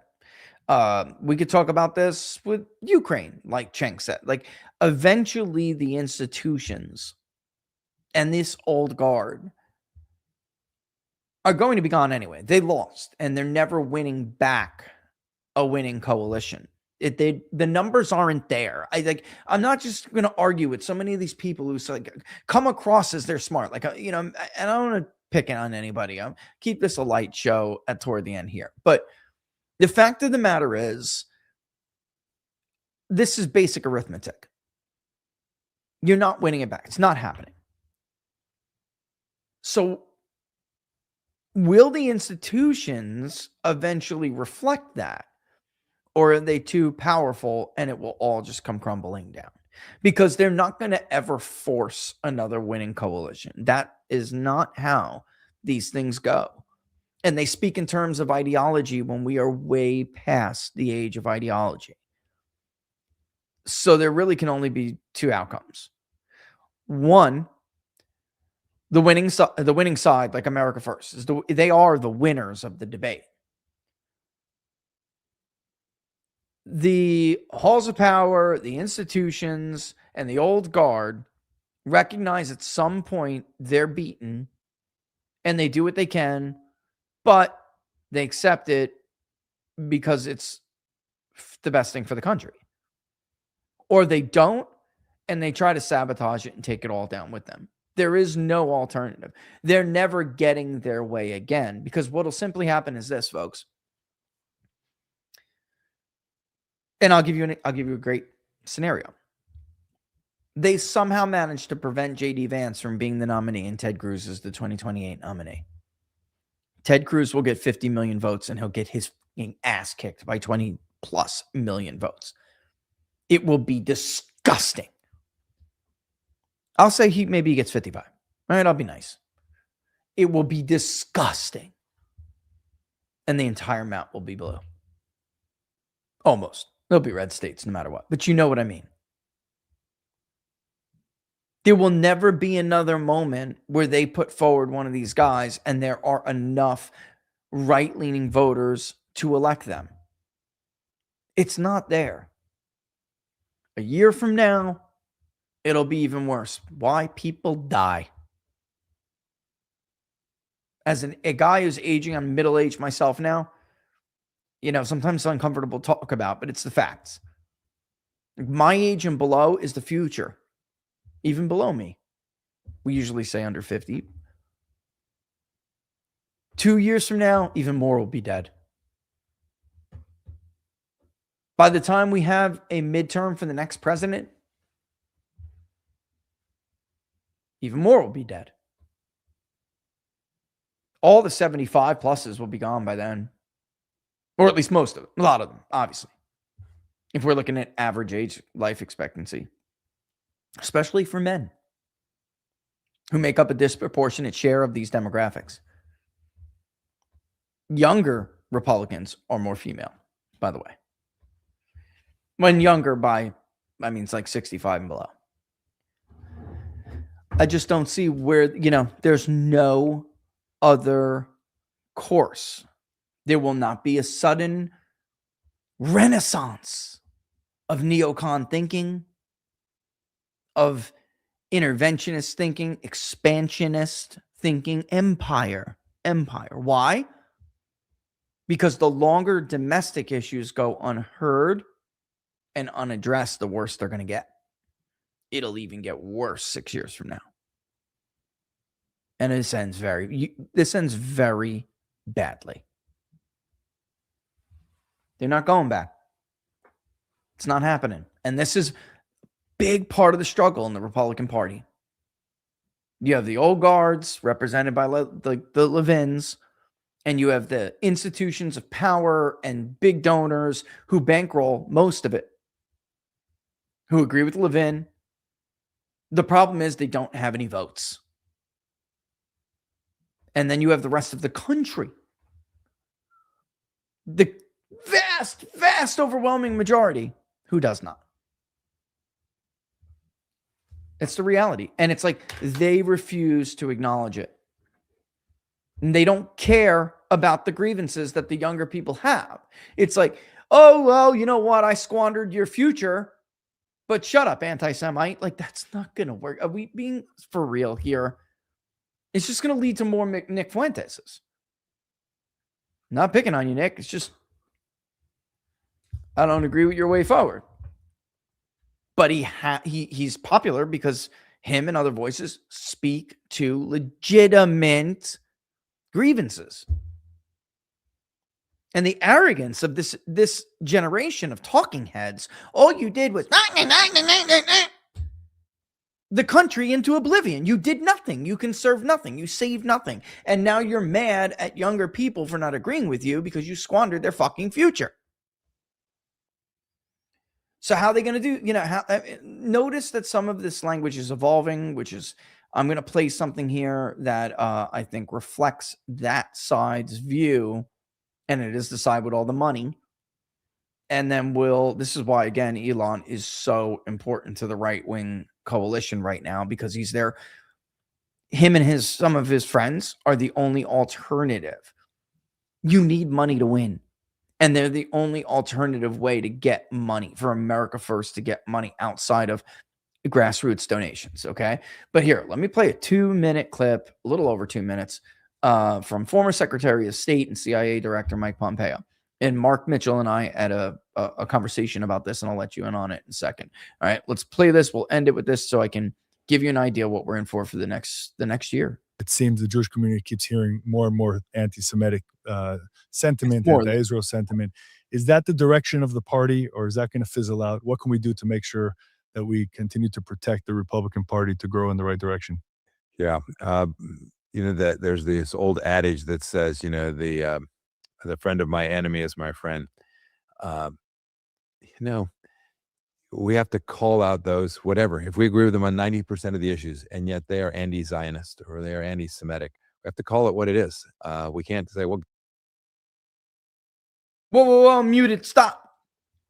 And I didn't even want to interrupt, but I think it's important to note this. First of all, did you hear? They don't understand. How do we grow moving forward? There are so many people who are, and it's like, well, he's just talking about anti-Semites, Rich. No, he's not.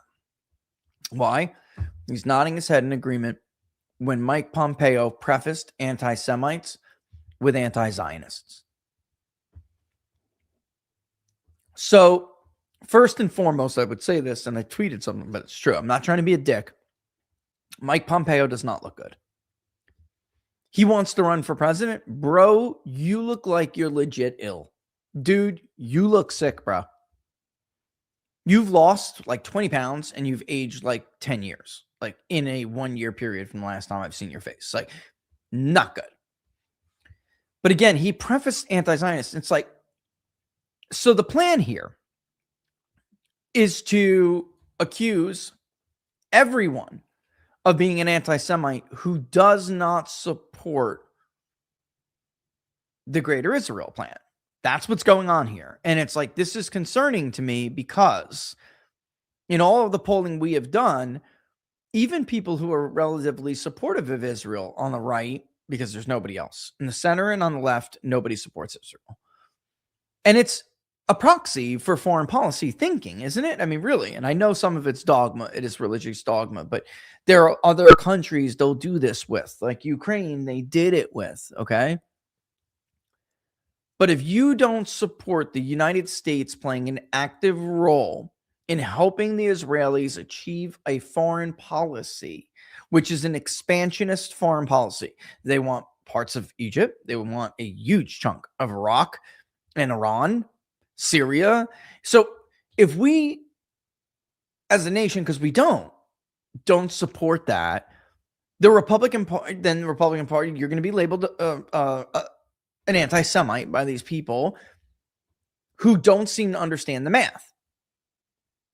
It is not anti-Semitic for you to want to put your country first and for you to not want to have a overtly aggressive posture in the Middle East anymore. We've gone through the numbers. I'm not going to show them again. It's like 1 in 4 are willing to have any conflict in the Middle East anymore.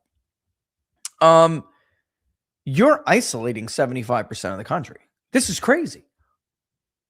How would you ever win an election like this? And then you have the nerve to see people who are on that side say that Republicans are actually going to lose in 26 because of the anti-Semitism. No, that's not why they're going to lose. You're actually the reason the entire agenda got derailed. What are you talking about? Many voters don't even know what Zionism is. All they know is that they have issues, they want them addressed, and they don't want other countries to get their shit done before somebody gives a shit about them. They're indifferent to it. Are they anti-Semites too? Because by that definition, that's what he's saying. How could you possibly win an election like this? You can't. This is insanity. This is fanaticism. It's fanaticism. And it's an attempt to censor people and shut them down and ruin the lives of people who don't agree with them and bump out people from the party who aren't on board with it, with what is essentially a blend of religious dogma and foreign policy thinking. Well, the foreign policy debate is the important part of this here. And because you lost that, you're trying to do this. And this is crazy. And you'll never win in another election. Like, who would win, having a platform like this? Nobody. Sorry, nobody. Ted Cruz has zero chance to be the nominee in 28, yet there are going to be, including Zionists, who uses crazy words, and I would just call them the donor class, who are so disconnected, they'll give Ted tons of money, and he's going to blow every dollar of it. Mike Pence, he's going to run too, apparently. Guy didn't realize he never made it to Iowa last time. Like, they're fucking delusional. And they'll waste all of this money on this. You watch. I guarantee you. But it's simple arithmetic, and yet these so-called smart people can't figure it out. Gosh, they agree with me on limited government. They think taxes should be lower, or they're good Christian people. That's great. Wow. When someone, whatever political party they are, behaves in a way that is inconsistent with the love of their fellow man and the love of the Jewish people here in the United States and the Jewish people in their rightful homeland in Israel, or wherever they may be in the diaspora, Republican leaders have a responsibility to not only just call it out, but explain why that's so deeply inconsistent with. Palestinians aren't human? He just said love of your fellow man. Okay. What? It's just not going to work, guys. We don't live in their world anymore. I kept thinking about something Sang said, like, or Chang, however you say. I'm sorry if I'm destroying your name, bro. Like, this is a trope, that's a trope, and you're throwing it. Nobody cares, bro. Like, nobody cares anymore. That's what he was saying. They don't get this. I'm going to blow your mind if you haven't been following our polls. Most MAGA voters under the age of 40, a huge majority actually compared to those who say otherwise, see what's happening in Gaza right now as a genocide. Because they don't agree with Pompeo. Sure. They have value. I don't know, say it's fair to say they love the Jewish people, but they love human life. Oh, he's a good Christian. Okay, so it's not enough to be a good Christian. You have to want to kill other people. That's not being a good Christian. The guys, this is insane. This is what they think. This is absolutely insane. And once upon a time, you could get away with this. You can't anymore. You can't anymore. Okay, sorry. Laura's asking me something. All right, let's get back to this. Let's play it. Finish playing it. Go. Who we are as conservatives and Republicans. I think that's sometimes the hard part, is to say, gosh, Joe's my friend, and Joe said something like anti-Semitic, and I don't want to make Joe mad. Joe agrees with me on being pro-life or whatever it may be. No good. That's insufficient. There are, we're a big tent party. We have people with lots of different ideas. You can agree with me about what the right marginal tax rate is on capital gains. That sounds great. You cannot. Let me just point out, and I'm sorry, that, like I said, the very first thing I said is that we're clearly changing the definition of anti-Semitism now to mean anyone who's not a Zionist. He just told you to not be friends with your friends anymore if they're not Zionists. Oh, no, he did. Because you just heard him, and the first thing that came out of his mouth is that not being a Zionist is anti-Semitic. He prefaced it with it. So whatever. He wants to come out and say he misspoke. That's one thing. But we all know that that's not true. Because that's what people in his camp are saying. So you're not supposed to be friends anymore with people? Does that sound very Christian to you? Or does that... Guys, this is, aside from being a loser politically of the highest order, I don't know how you cannot see the moral problem with this. Okay? Allow disagreement on this issue to creep inside of our party, because it will be poisonous and it will grow and metastasize in ways that will be really difficult to get back. And so I've actually been encouraged over the last weeks and even last few months that the handful of folks who have behaved in ways that are inconsistent with love of the Jewish people and being pro Zion, right? Zionists in the truest sense. There it is. Again, he just did it again. He just did it again. He just did it again. So if you thought, and I saw some of the comments, if you thought that's not what he meant, boom. That's what he meant.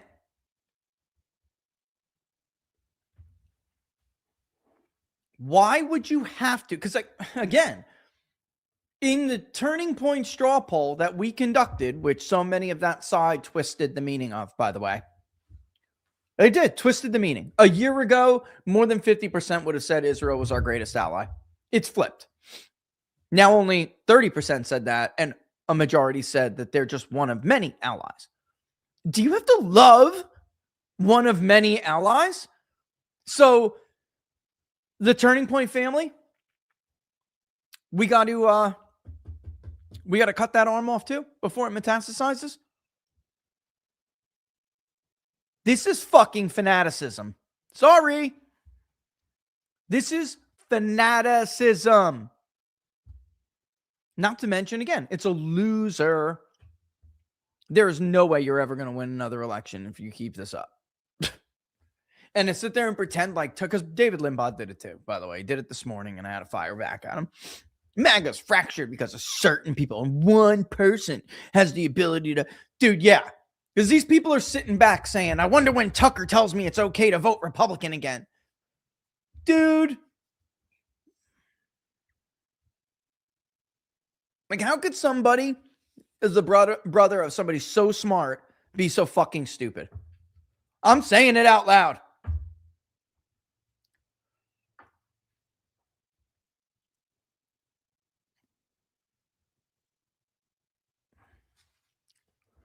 It's crazy. It's just crazy. I don't even mean, do we have to keep this up? Like, you guys get my point. This is the major problem with the Republican Party, is that this is who is funded.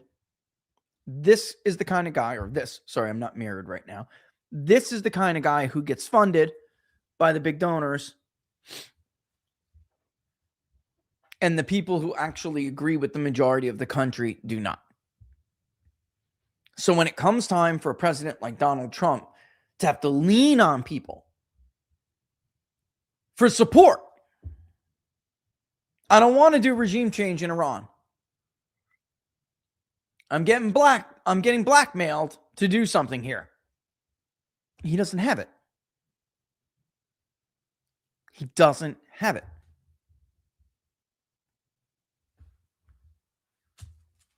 It's sad. It's sad. Because the loser is the voter here. The loser is the country here.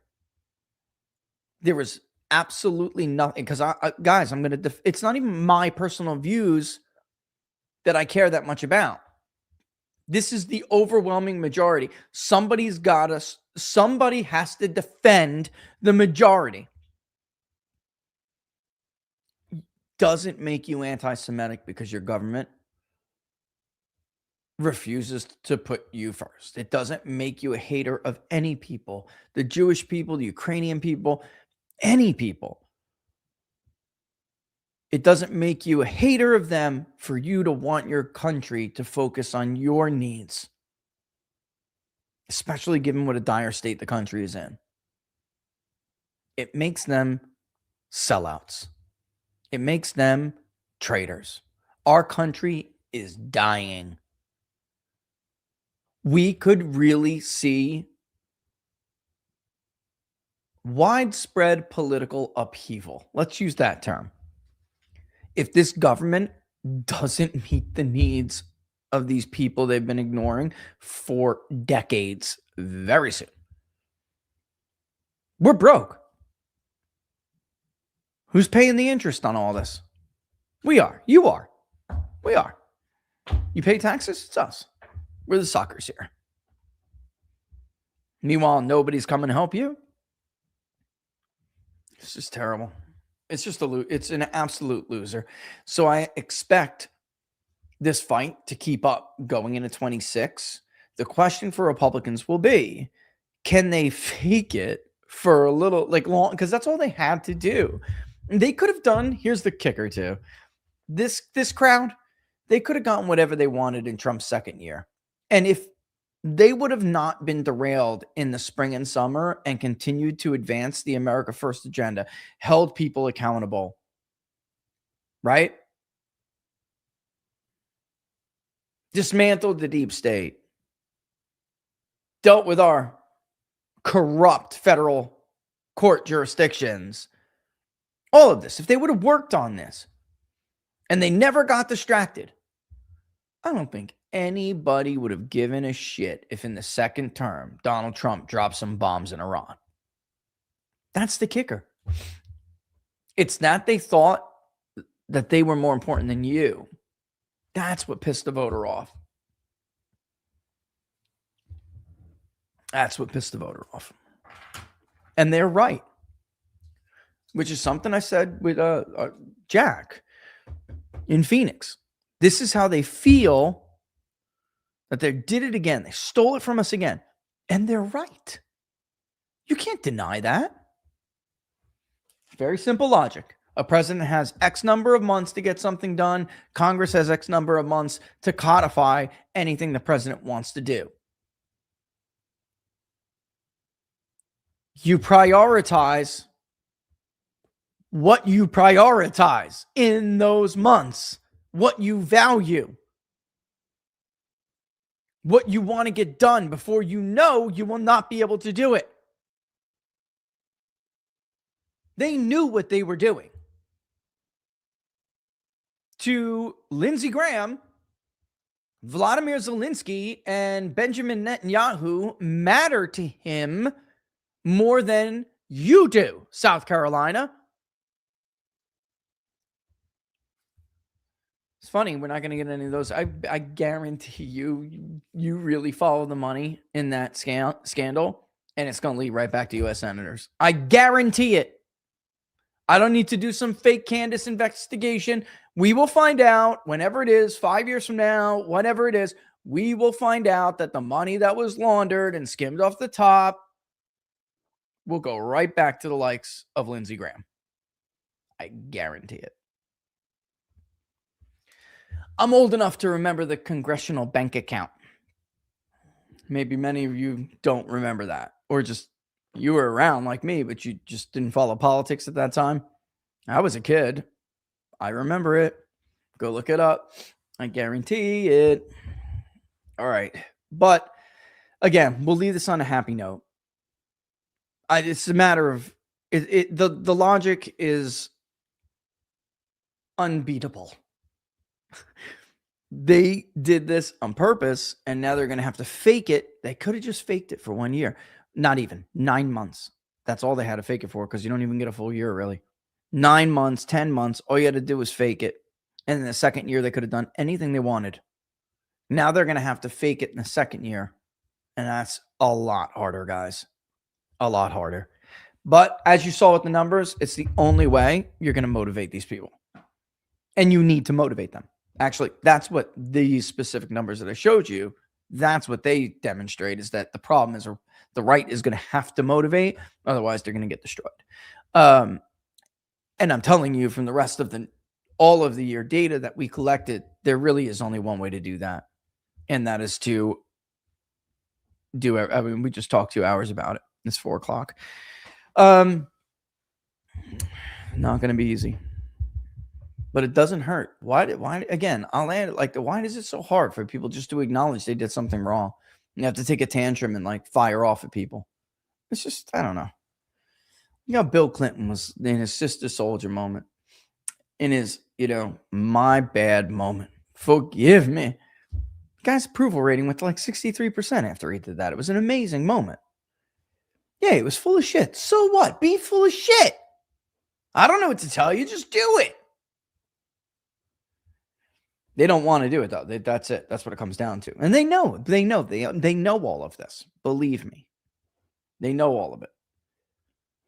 And I'm talking to people up there who are like terrified Donald Trump is not going to tell Netanyahu to go pound sand. Even though most people are telling me he is, but like you don't believe it. Even they don't believe it. They don't. Because you never know with Trump. Because contrary to what people say about, the 4D chess people say, he doesn't play 4D chess. Only people who don't know it, the president and his decision making, and only people who don't know think they know he plays 4D chess. Get the fuck out of here. Trump is persuaded by typically what is the last person who he speaks to on the issue, who made a big impact, who made the most impact. And he listens to his gut. He doesn't go through these 4 chests like, and then I was thinking this, and multi-layers here, and all this. No. Does he play with narrative? Absolutely. Is he smart with media? Yes. But on a political level, that is not how he makes decisions. It's not how he strategizes. It's just not. Sorry. Business world is very different than the political world, guys. All right, listen, again, I just want to reiterate, because we are going to get going here. I just want to reiterate. Oh, yeah, what am I doing? You're right. I'm so sorry. Ooh. Is it too late? Let me see. Oh, I think I did it already. Is there any of them in there? Yeah. That's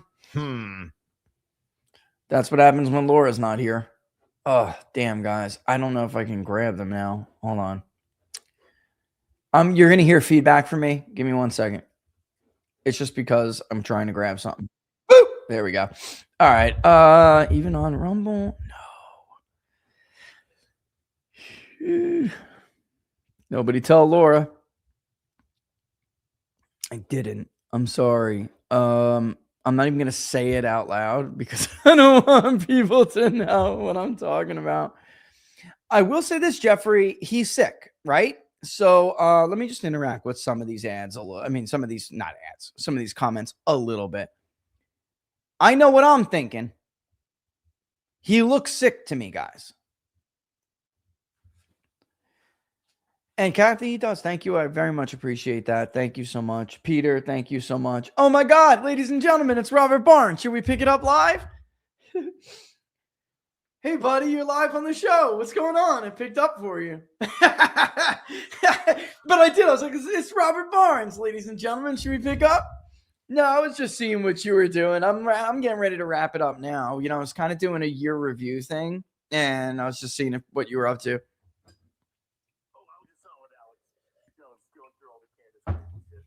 Oh, good stuff. Oh, you there?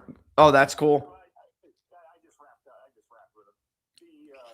I was wondering what the putting together like the poll data, like a little brief for JD. I was going to sort of, if we have an idea, but put in some policy proposals and ideas. Oh yeah. Because I was going to be up in DC next week. When I was just going to ask you when you need it by, because yeah. I was thinking a week from Friday would be ideal. I'm going to be up there meeting with Kennedy, meeting with Slater. Oh, I got you. Meeting with Rollins, meeting with the Joe, who's Lavorno, who's the counselor to Besant. But I thought I'm not sure how many we would share it with, but definitely wanted to get it to JD. But yeah, we know we're unmuted. Don't worry. I know you don't hear the other side of the conversation, but this is worth it, guys. Hang on 1 second. It's worth it. Okay. Yeah, I can do that by next Friday. Absolutely. I can actually maybe even try to, I don't know if you already had that one set up, but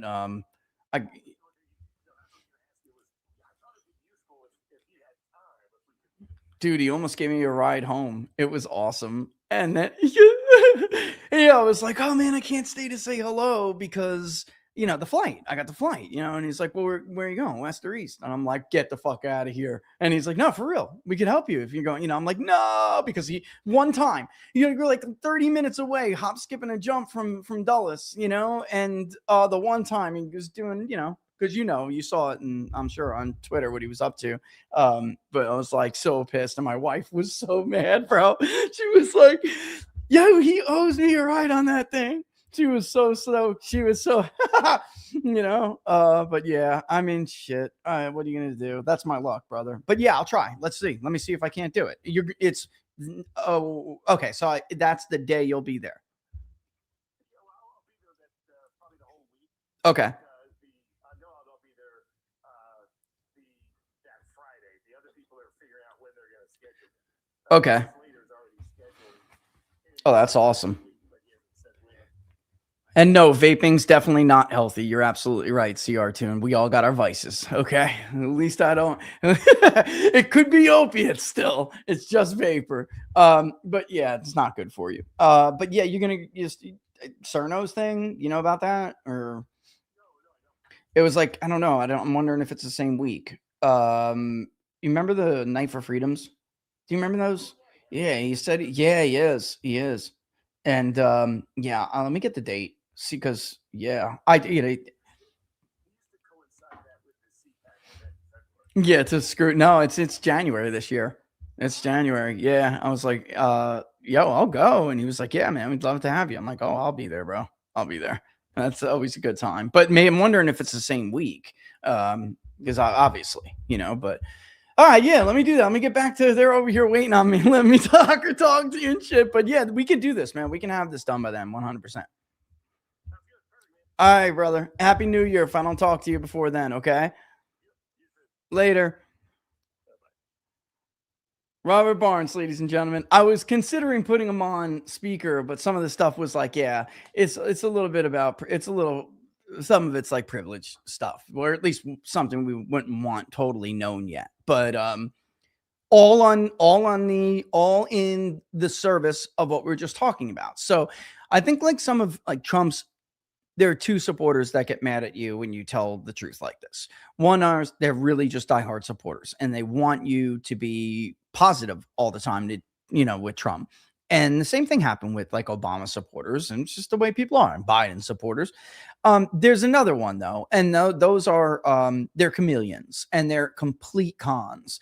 They were all DeSantis's supporters in 24, or Ted Cruz's supporters, or Mike Pence. They were just fakes. They're not MAGA.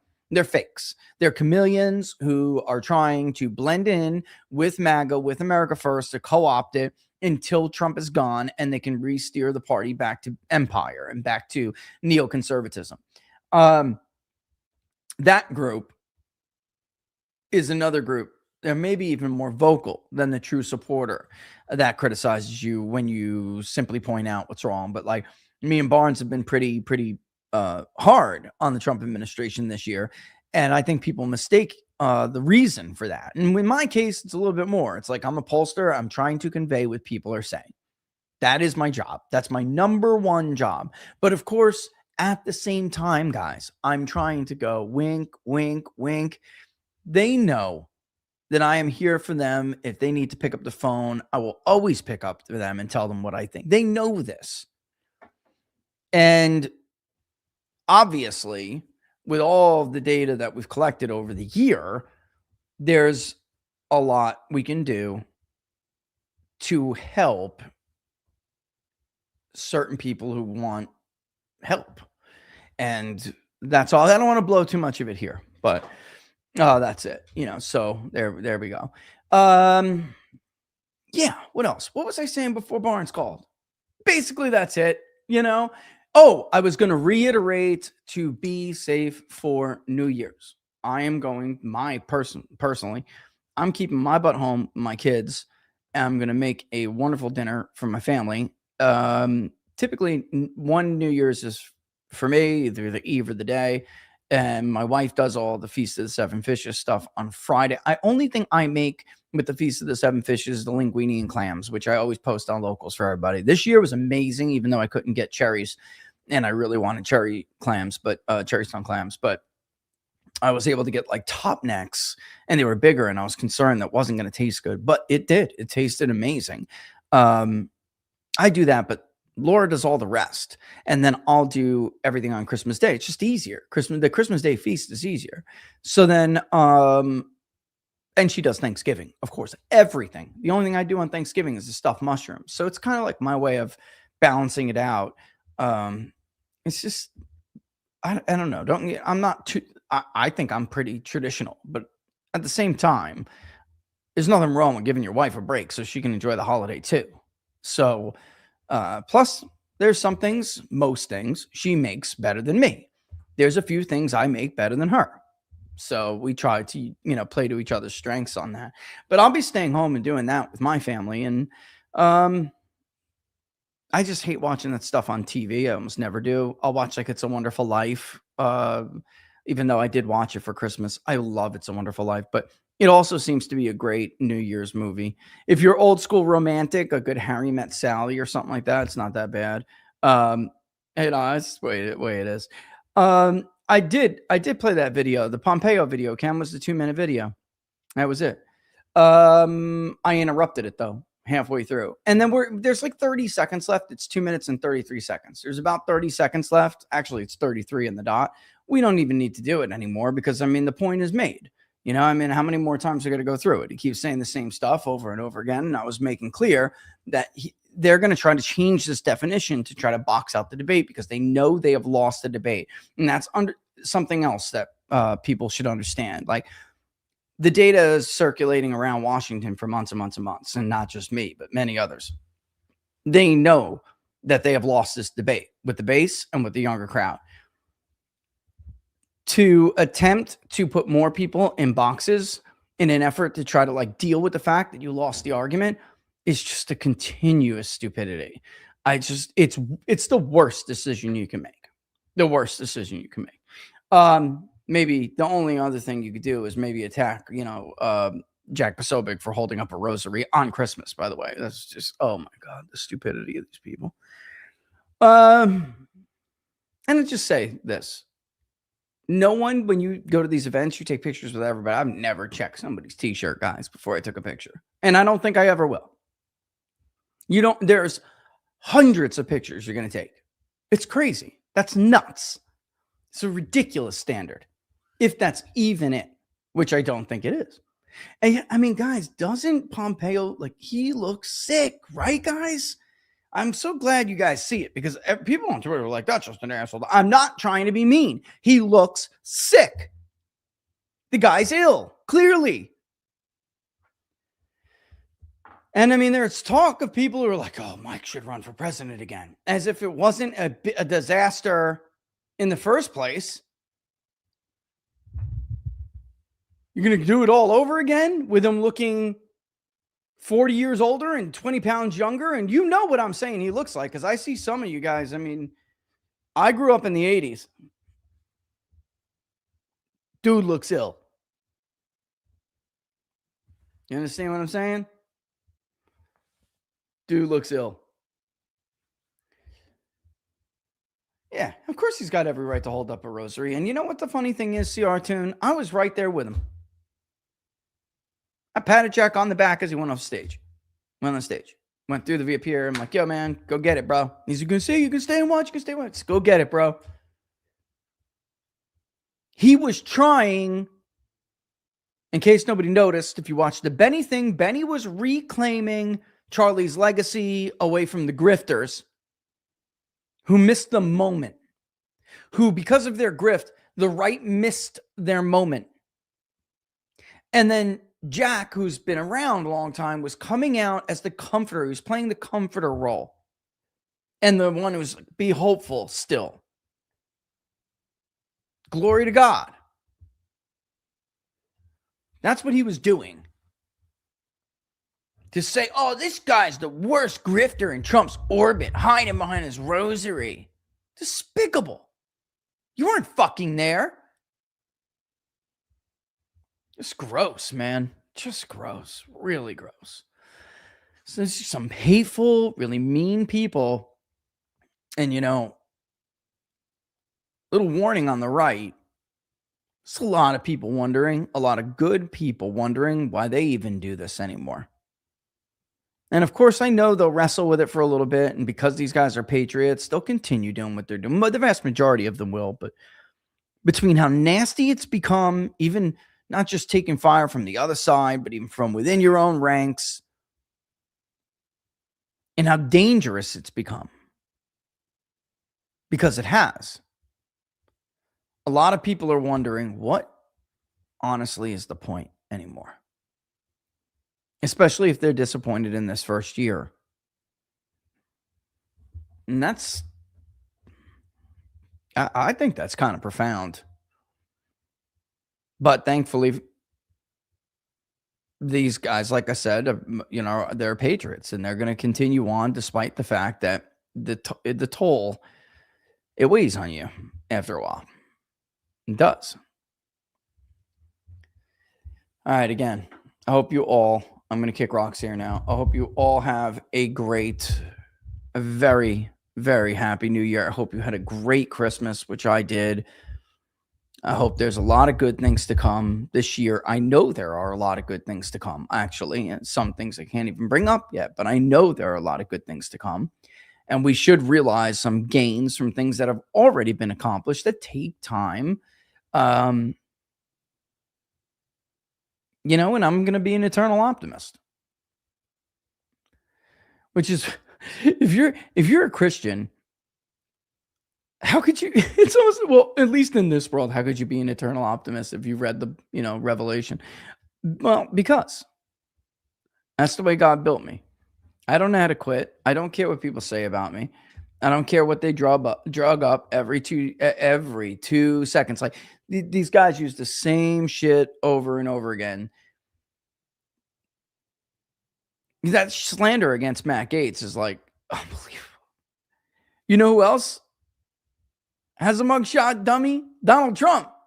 Nobody gave a shit. 31 felonies. Nobody cares, bro. Nobody cares. And he wasn't even convicted anyway. What are you talking about? He doesn't even have a shot. He wasn't convicted. It's just dumb. It's the same shit they do to me. Bro, I have a gun. Many guns. I vote, dummy. So obviously you're wrong. You need the $20 to do the research to figure it out. I can get you $20, you fucking loser. Send me your PayPal or Venmo. I'll Venmo it to you. You broke dick. It's just such a joke. It's ridiculous.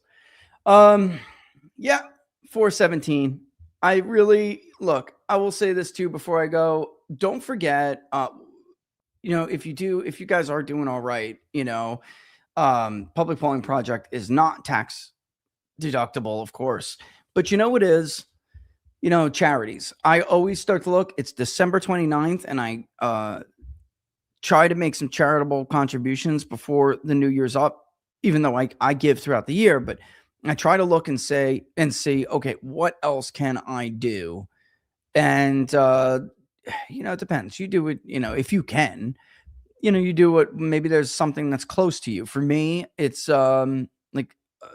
recovery services for addicts, especially veterans, obviously because of my own personal story and history.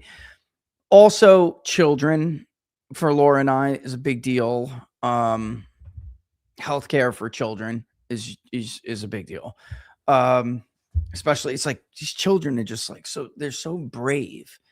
An adult gets diagnosed with some of these things, and we're scared shitless, and you can clearly see it. And these children are just so strong. You wonder where they get it from. Where does the strength come from? It's amazing. And then there was something else I was going to say. Thank you. That's what I was going to say. It's another year, and it's been a tumultuous one, but it's been a very successful one, and it's because of you guys. And, we love you for it. I don't really, I'm a short and sweet kind of guy, but that's it. We love you for it. And the Public Polling Project, even though, I would love for it to do better, it did all right this year. We went quarterly for a little bit. Locals is growing. Again, like I feel like a big part of that is because I do have like so many people who live on the internet. That's how they make their money, and that's it. For us, we don't, or we didn't. Ours comes from an actual business that we run, which frees us up to say basically whatever we want to say about it, about things, and to be truthful as possible. But because of that, we've been rewarded anyway from streams, locals memberships, YouTube memberships, and we just friggin' love you guys for it. I mean, it's really it. I mean, we really very much appreciate you. It's so as long as as long as you guys are still here, we'll still be here, and that's it. All right, I'm not a softie, so enough of that. We love you and appreciate you, and we hope you have a great new year, Laura and I both. Again, just do us your solid and stay safe. All right. And I hope you enjoy it with you and your family. All the best, guys. I'm going to roll. Happy New Year. I'll see you on the other side. Except for you locals. I'll see you I'll see you as I drop in to do maybe another one of those trips to go get my kids something to eat. Wasn't that funny? That was a blast. Love you guys. See you soon.